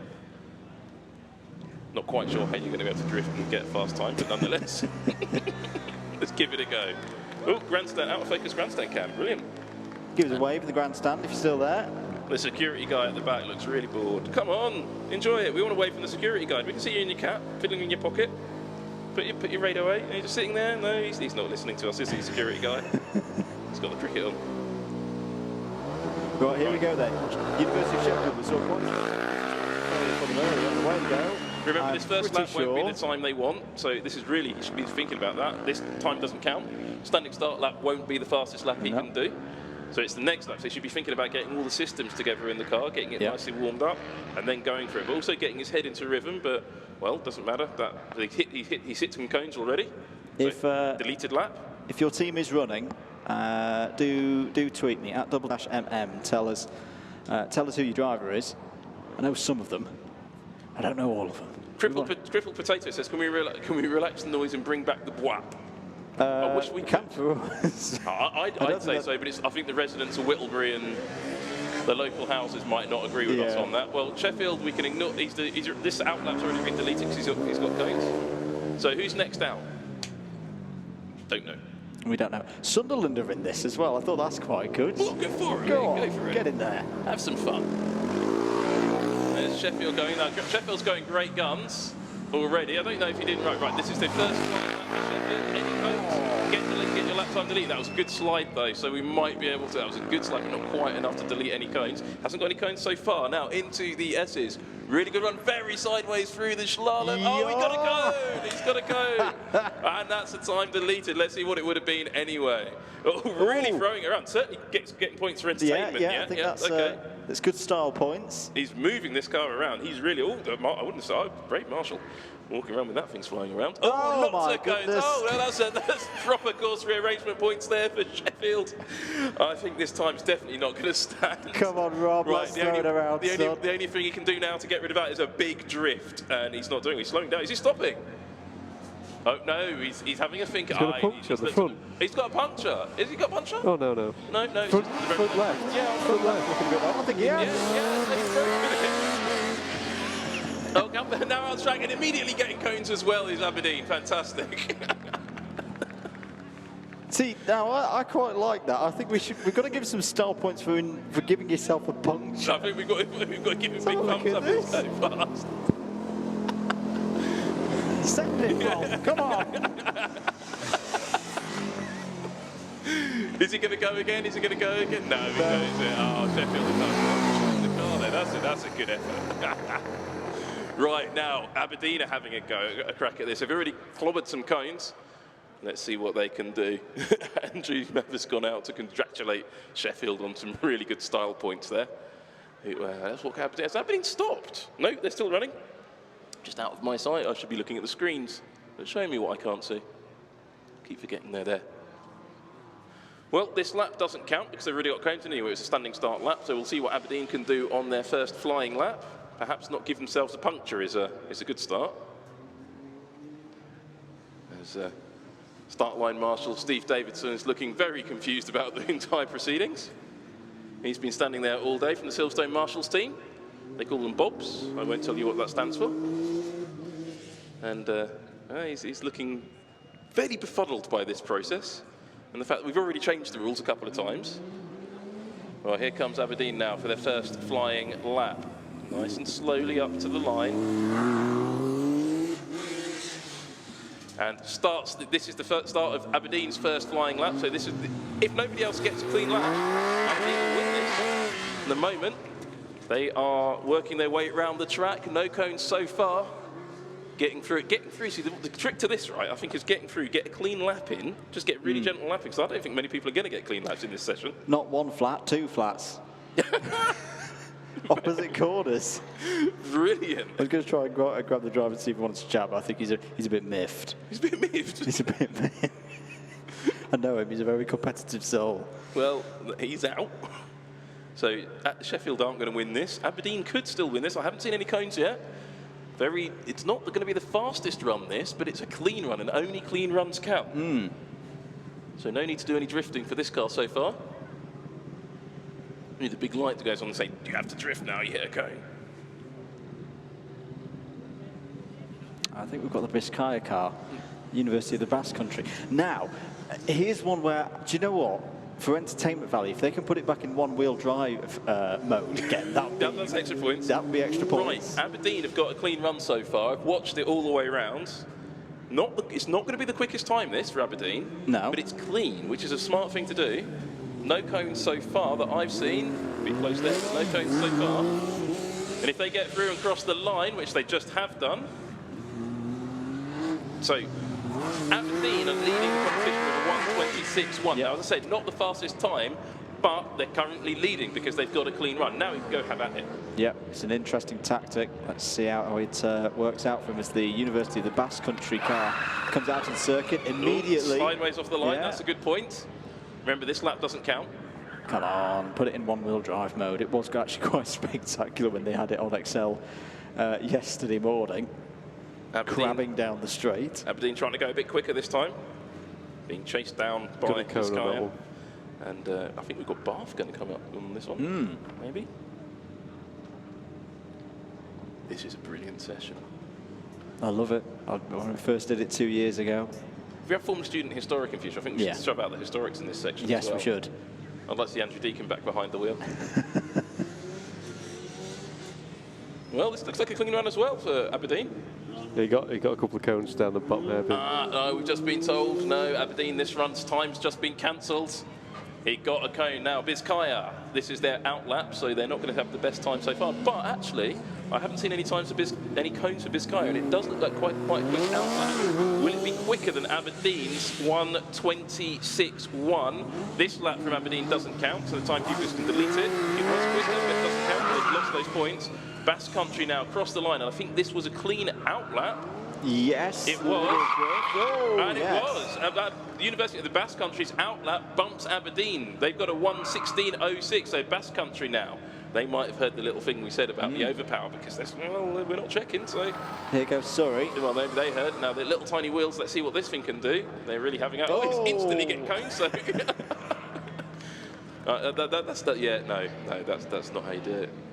I know we can't spell your name on the timing screen, but yeah, no. Now, Aberdeen's going to get caught by Biscaya, University of the Basque Country. And, well, Aberdeen's run, I think, is gone anyway. Oh, no, this run is still good, isn't it? Yeah. This is still a good, clean run, I think. No. No, it's not. I've been told that Aberdeen's this run's time's deleted already as well, so they need to do some drifting. So any way they can do that now. Biscaya, the Basque Country, looks like a clean run, but the car appears to be slowing. It is. Or are they just giving themselves some space? Yes, that could be smart driving. Well, Aberdeen haven't got a clean run this time either. Again. It's a pretty looking car. It So is. It's one of my It is. favourites. It is a well, so is this, and it's electric, and he's chucking it around. Way! That's a style point. That's definitely a point. Yeah, Biscaya's, yeah. University of the Basque Country. Well, needing some style points are sorry. Sorry for what? Sorry for rearranging your course. Now I see a marshal running. That looks like someone's got a cone. We'll hear in our ears which car Biscaya. it was. It was Biscaya. Biscaya got a cone, so they've been disqualified. Well, they did get a good style point there, though. Yeah. So if they one cone, I think we might be able to let that time stand. I'm not sure. I think we should. I think we might be able to. They've got the lead anyway, though. Surrey took driver over as gets well. style points because he's wearing sunglasses. What? I'm pretty sure he's wearing so. Well, what's that as he comes Okay, around well, again? that might be a style point. Now, Aberdeen, we know they've got a cone. Biscaya, E48, they got a cone this one, but they did do some entertainment. So we might let this time stand. Have But they gone slow again down the back? he's catching up to the back of Aberdeen. He's gone very slow. He's trying to make himself some space. Smart move. He's running out of laps, a though. bit more sideways now. That's Aberdeen done. Now, Biscaya comes. He's got a clear track in front of him. Let's see what he's got. Crosses the line. And look. Yes. More style points. Definitely. Now, it looks clean. Let's see if we can keep it clean all the way round. So far, so good into the first slaloms. Chucking it round, getting down now to the northern hairpin. Turns into that long around a bit. He's had some problems up here before. Chucks it in, nice little bit of sideways. Now it goes behind our screen, so we can't see if they get cones. Coming back down, the driver's really moving it around in there. And turning in and out of the various... It's the section that was meant to be like the Porsche curves. Not sure if the person who designed it has ever been to Le Mans. Silverstone, it doesn't look anything like Le Mans. And lack of concrete walls is a good one. The Porsche curves driving through there really scares me. The Sunderland car has gone out on circuit. Now, I'm just looking at the Biscaya car. I haven't seen any cones so far for them. Waiting for confirmation of that in Nothing my yet. ears. Nothing yet, no. Biscaya have got a clean lap in at the moment. They're looking like the quickest. And they've definitely got style points as well, so we'll see how this goes for them. Not lots of sideways action and crosses the line. I see no cones. A clean lap there for the University of the Basque Country puts them with a 1 minute 10.95. That's the fastest lap of the day. What's happened there? Where? The Sheffield. Surrey car seems to have come to a stop. And the man with the sunglasses He is wearing sunglasses, you're right. is a shake of the head. No, Surrey Has seems he crashed? Well, he certainly hit some cones. Nothing to No, crash he's into not up there. fully gone into the wall, but Agent K from the Men in Black in the Surrey car appears to have, you know, I'm confused by lost Sheffield. drive. I'm confused by Sheffield. He's got a 105. That was on his out lap. But I think he hit a cone. He on definitely it. hit a He cone, definitely yeah. hit cones on it. Oh, that's why he's annoyed, isn't it? Yeah, so Sheffield got pinged straight away. Oh, they clearly could have gone a lot quicker. The University of the Basque Country are top of the pot at the moment. The 76 chug machine's back out. And yeah, it's. Is that a going clean on run? track. I think it I is. think it is a clean run so far. He got held up, but it's not going to be a quick run. Biscaya just trying to find themselves a bit more space again, I think. They don't have. This is going to be a checkered flag lap. Yeah. So Well, they're still top anyway. it's a bit pointless trying to find space. They've had enough. They're done. Now, how many do we knock seconds off as style, or do we just keep it as it I is? think we keep it as it is. Keep it as it is. We can eliminate some cone penalties if they're particularly entertaining, which Biscaya certainly was. But they don't need it. Oh, well, he's coming back. He thinks he's going to have another go. Is he going to have another go? He's going to ignore the checkered flag. Nah, that's it. Your run's over. Yeah, he's accepted that. Well, top of the table. He is indeed. E48, the University of the Basque Country. Got any more takers? Should have a few more cars. I think we've got at least Glasgow in there. No, the driver of the 76 car's getting very angry with himself. Not sure what he's getting angry about. Just getting angry and stopping. Thumbs up. And carrying on. Oh, it's just Surrey car. Surrey's still in the way, that's why. Ah, Surrey have been correctly spelled on our screen. Spell They've talk been for the listening first all day. weekend. Finally, we've been ribbing the timekeepers for their spelling of Surrey all day. And they've now corrected. It's just Northerners, the Yorkshire people can't spell, you see. That's what's that's definitely... That's a low blow. Yeah, exactly. Yorkshire. Surrey. Sorry for what? Sorry for nothing. Oh, no. Thumping his helmet. Yeah, I know. It's brilliant. Who's that out of track? Is that It's Huey Bristol. UWE. They've been quick. They have been. They have been quick. St Caves University.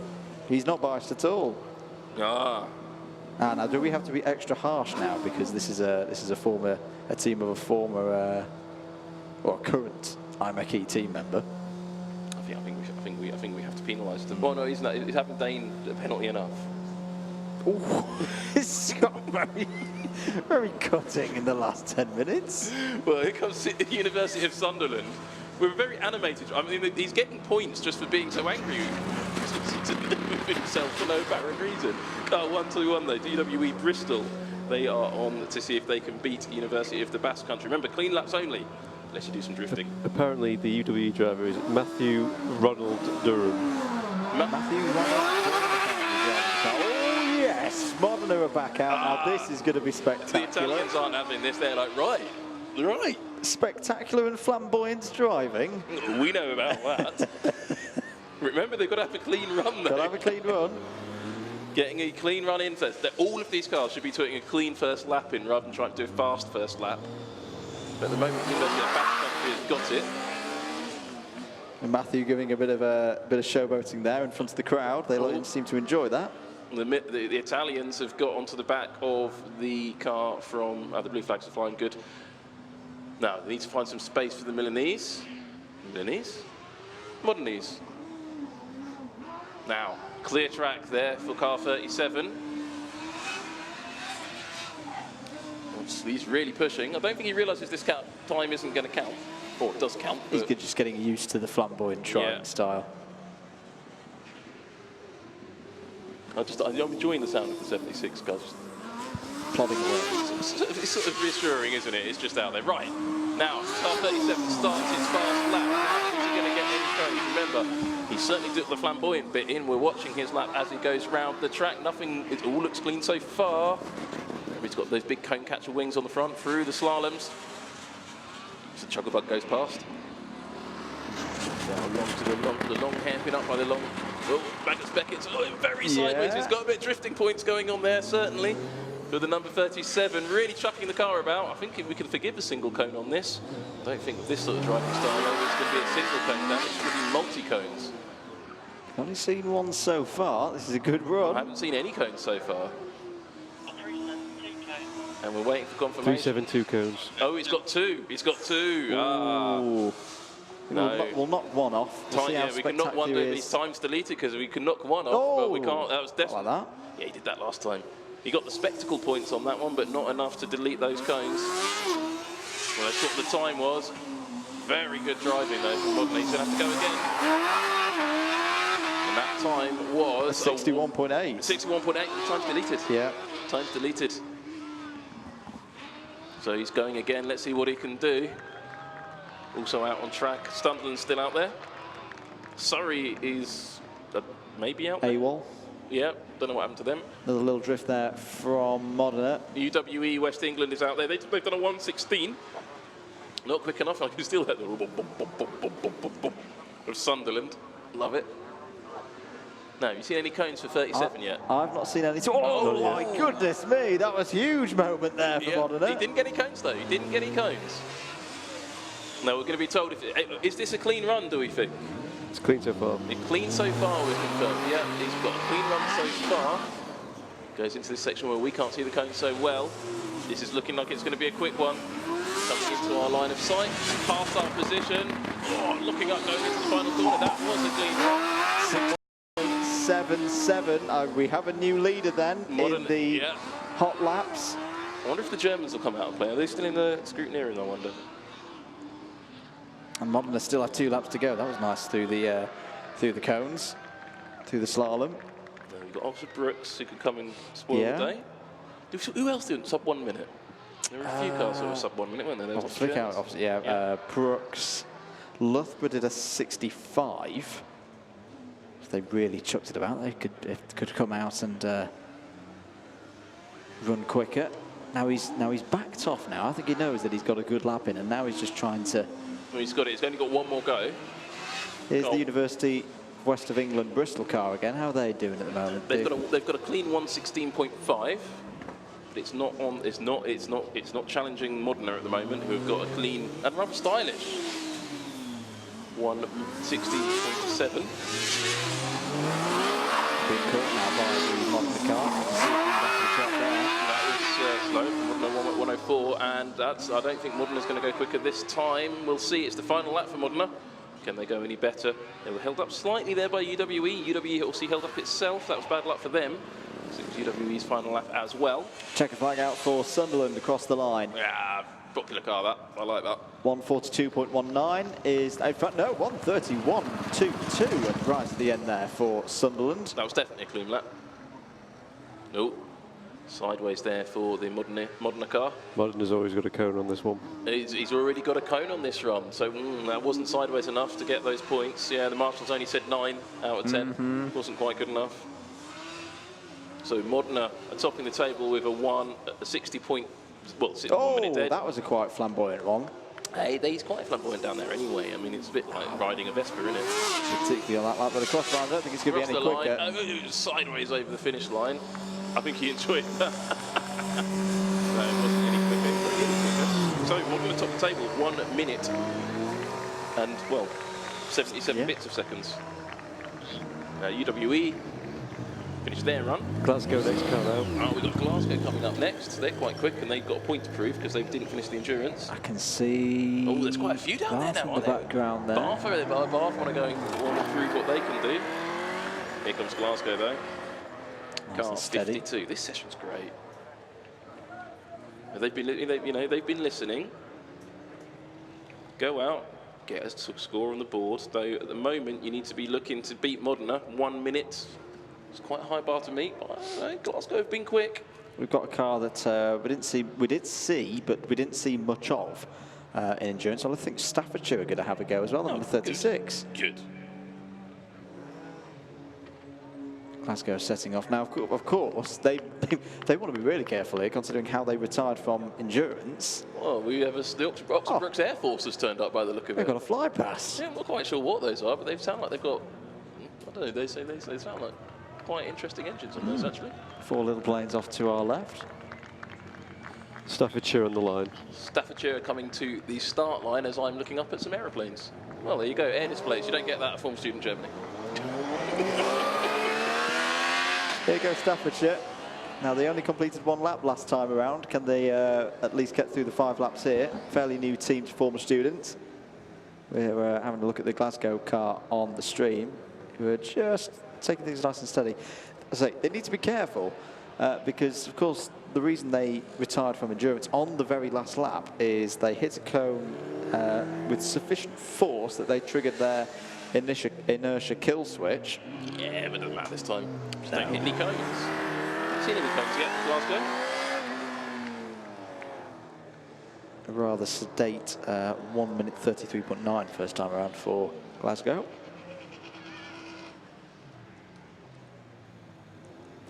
Trying to work out what those planes were. Staffordshire on the move as well. Might we get a shot of them. Oh, they've got a nice little I think it's shark design on the front of their car as well. There they are. So the Formula Staff's team. Let's have a read about their car. Another Triumph runner, 675 Daytona. Bath on the line. University of Bath are coming to the line. It was the Blades aerobatic team that we just saw flying over. Well, it's your own personal aerobatic team. I like the Blades. Yeah. There we go. No, they came to wonder where Sheffield University were. Unfortunately, it went wrong for them. Yeah. They've already broken the car again. Yeah. I much prefer owls myself. Well, I'm an Arsenal fan, if you must know, but I'm more into Hitchintown FC. So yeah. we never win anything. Car 52 from Glasgow, who's got lots of cones, all the cones. I know your car's painted yellow, lads, but we can still see them. Is he going to give them back? No, he can't steer because he's got even more cones. He nearly got the tyres there, well done. Oh, that was entertaining. It was very entertaining indeed, but it wasn't necessarily quick. Staffordshire's still going around. They've done a 1:24.09 on their first lap. They've been attacking this a little bit. This is a good run here from the Staffordshire car. Revving away. Hitting the rev limiter a little bit. Oh my goodness, nearly flipped over. Oh, that was a huge moment for the number 36. Got right up on 2 wheels. It's got to be style points for doing it 2 wheels. Yeah, we've just had it on the radio that is definite style points there. We'll watch that back on our live replay. Oh no, it stopped. This has got to buffer Someone's just mode. fallen off it. Something just fell off the staff's car. Staffordshire's broken something. Yeah. Someone's dropped off it. Sanity, perhaps. Well, that's that for Staffordshire. I've got that right. Oh yeah, the drive shaft's gone. Oh, The drive shaft's completely gone on the right-hand side. Yeah, that would do it. Well, you can have all the star points you want, but that's not going to happen. Well, we should have Bath. Yeah, Bath are still sitting on the star line. Why don't you see hot? Stefan Reutenberg says, will overall results be done today? Yes, is the answer. But we won't be on the stream when that happens. I think the award ceremony will be streamed live on FS iMechE here on YouTube, but it won't be streamed on Let's Go Racing. So it's worth tuning into that. There was a very interesting talk at last night's ceremony as Team Bath Racing are working their way around their first lap. Not sure how fast the first lap is, but, well, I was about to say Glasgow going quite well, but I'm seeing quite a lot of cones in places that they shouldn't really be, notably underneath the car. So I don't think Glasgow has had a clean run at all. And there's just giggling coming in. Right, what have Bath got? I've just had a chat with the Staffordshire driver. I'm going to be honest, I can't repeat all that he has said. But I asked him one question, poo, on the two, which he said, no, it's quite all right, really. And that was his response. Well, it passed the tilt test. Yeah. No, it's the drive shaft that's gone. It's just pulled straight out. It's just pulled straight out the joint. Well, looks like Bath has got its lumpy bumpy performance back again, not the fast performance. Yeah, there you go. Oh, no, this is what we saw in sprint yesterday. Yeah, that's not how to go fast. We know that's a fast car, because we saw it.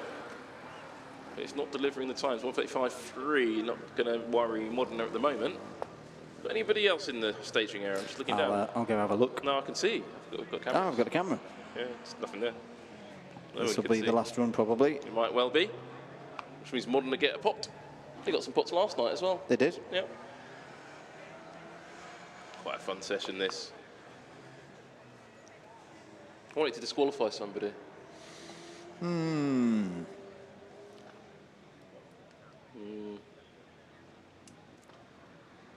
Could disqualify Bath. Bath? No, they're still running. Sorry. For what reason? Wheels are too small. Wheels are too small. Yep. Disqualified, sorry. Too small wheels. Glasgow have finished their runs, an 82.02. We could always allocate the Wolves rule to Glasgow. It's like you've got a yellow car, you should have yellow wheels. No, I think they should have Saltire wheels. Ah, okay. Little spinning Saltires. Yeah, yeah. I think that should be mandatory for next year. I think we have to. There we go. Yeah, we have Saltire wheels on the Glasgow car, please. And running and bagpipes, more bagpipe music. I think every time the car runs, it should have a bagpipe player, yeah, a Viper playing. Just continuously. Yeah, exactly. Bath continuing to go around. What's their fastest time? Oh, it's not fast at all. It's a 91.51. It's slower than Sunderland at the moment. Yeah, a little bit inconsistent, that Bath car. It's quick when it wants to be, but not necessarily when the team wants it to be. Bit of a troubled.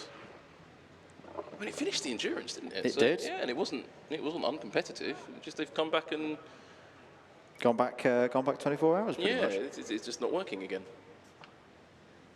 So they need to find some real speed. Stefan Reutenberg, who I think's a student at Huddersfield, says if a team doesn't bring their own beer, disqualify them. Well, we haven't seen any beer from any team, so I think we disqualify the entire field. Yes. That's the only fair solution here. It's the only fair and equitable thing to do. Everybody's disqualified. And I don't just mean in this session, I mean for the entire competition, because no one's given us any beer. The iMechE officials are now the winners. Or we could just give it to Brighton. I don't want to disqualify Brighton. They seem quite nice. I also don't want it Sunderland. I just like the sound of the Sunderland car just chugging its way around. And Bath has got the cone there. That wasn't even a style cone. That was just a mess. A mess, yeah. They did go quicker though, 86.35. Two laps off the bottom of the table. Bath have got 2 laps to go. Sunderland now bottom of the table, which is probably their most customary position. That's a football reference. I wonder who is going to win this competition over, because I've actually not really paid any attention to the points at all. I think it's close between Modena and Brooks. You don't think Aberdeen are up there with a shout? No, I think Aberdeen, with their endurance performance, have probably ruled themselves out on that one, unfortunately. It wasn't too bad. Yeah, but They finished. Yeah, if it did finish. Zwickau, I think even if they get reinstated into the, or get to keep their finishing position, corrected finishing position, whatever it will be, I don't think they will be a contender. I think they got the fastest lap though. Yeah, they did. I think there is a pop for that. Bath isn't looking together. He's only got one more go at this. Penultimate lap Toronto. Bath have got one more go at getting a fast lap in the bag. What do you reckon? I don't think they're going to be able to do it. I just don't think the car's running to the level of performance it's going to be needed. He's going a bit quicker than that. So this is the start of Bath's final lap. Doesn't look very happy to drive, but they're getting it round. Maybe just having fun. Yeah. That's the point of this session anyway. I like this session. We need to stick out the historics and unsilenced cars.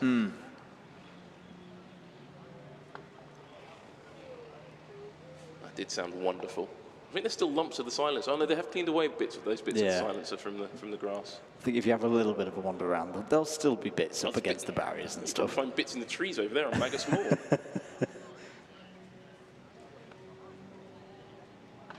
Bath coming round to finish their final lap of the Hot Lap Bandit. We make up the rules as we go along the session. It's always a very nice looking car, even with the big wings. The Bath car, very nicely presented, nice colour schemes. Not sure the driver's neck quite likes the car. No. Maybe it's a bit stiff in the morning, I suspect. So it hops the way around. Unfortunate for Bath. I hope they're enjoying it anyway. The driver doesn't look much like he's enjoying it. But it looks like Modena win the... we need to have a name for this session, don't we? We need to... Next year, if this session runs again, we need to have a name for the trophy or the pot. Bath crossed the line with 1:26, 12, something. Anyway. Only one winner from this session, the fastest lap counts, and there's no more cars by the look of it. No, I think that's it. Waiting for Joe to advise us. I can't see anybody in the holding area. So that's it. That was Formula Student. All done. 2019. In the bag. All done, bar the protests, the shouting, the awards, Yep. the drinking, and the hangover. Party afterwards. Yeah, I'm not going to the party. Oh. I've got to go home and write 1,000 words for a magazine. I've got to get ready for work on Monday morning. I've not been there for a week. I've got a council meeting. I've got a council-style meeting tomorrow night. Yeah. Hearts Highways. Yeah. Back to work on the electric chargers. Yeah, absolutely. Yeah, that's exactly what we're looking at. And then, yeah, a bit more council-y stuff, and then off to Hockenheim for the German Grand Prix. Yep. Then on from there to the Hungarian Grand Prix. And then from there to Suzuka. For the Suzuka 10 hours, which I'm really looking forward to that, actually. Going to be commentating with some special guests. Yeah. Sonia Ito will be with me, and another more famous person. I don't think it's been announced yet, so I'm not going to announce that yet. Fair enough. But yeah, that should be very good. But thanks for you all for joining us here at Formula Student 2019. We've had a great time here on FSI Meki YouTube channel, and on Let's Go Racing for the first time. Hopefully we'll be back next year. That I think it's worked really well. The guys at High Vis Media have done a fantastic job. The guys from IMechE as well. We can't forget the volunteers and the marshals. They've done a brilliant job. And also the students as well. Yep. Have done a great job. So all that's left to really say is make sure you hand back in your transponders. Even if you're watching at home, you've got to get back here and hand your transponder in. And don't forget the team photo is coming up, well, imminently. Roughly now, I think. So people need to go and have their photo taken for something. I don't actually understand much about the team photo because I'm never there when it happens. But yes, that's happening. And the guys in orange, the guys in blue, the guys in green, the guys in black, and the girls, of course, in all of those same colours. And everybody. And it's been a great to have you all. I've been Sam Collins. I've been Andrew Mather from Double Dash Motorsport Media. Find us on Facebook. Give us a like if you've enjoyed it. And this has been Formula Student 2019. Wow, what an incredible few days it's been here at Silverstone for Formula Student. It really has been incredible to see just how much effort the teams have gone to be crowned the Formula Student of 2019. We've seen tears of joy, we've seen tears of desperation, but they have poured blood, sweat and tears into the efforts. And shortly this evening, we will find out from the judges who is going to be crowned the champion of Formula Student 2019. Thank you so much for joining. Thank you for watching. We've loved having you involved in this whole entire weekend, and we look forward to seeing you again next year.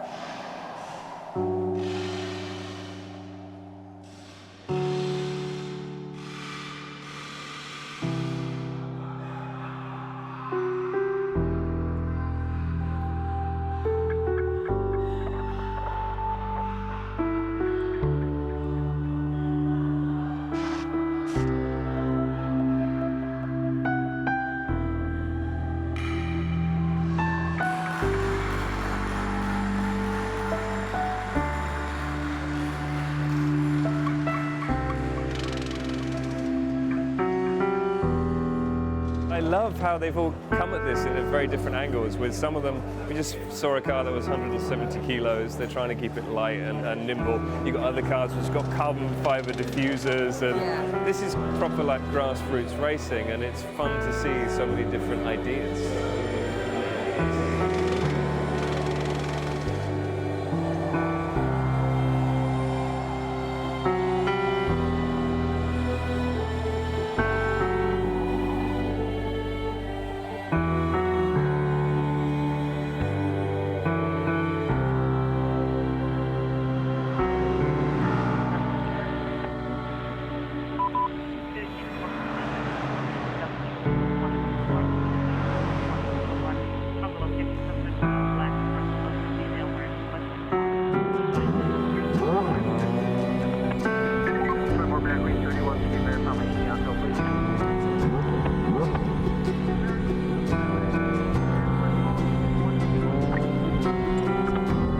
Roger on Union 121.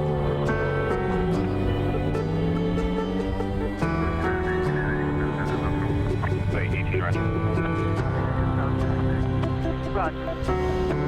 34, 134, command.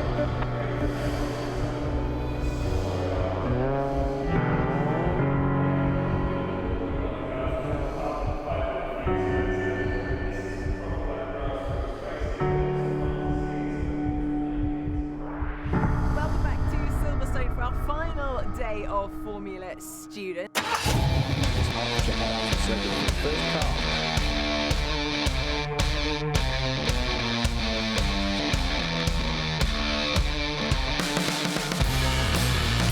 Sideways moments for the Glasgow car. The Glasgow car has come to a stop, maybe 200 metres from the finish.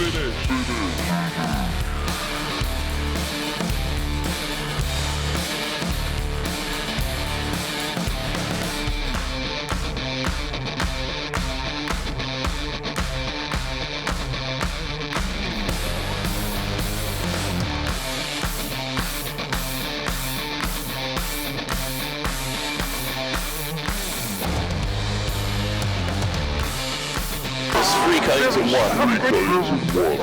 1.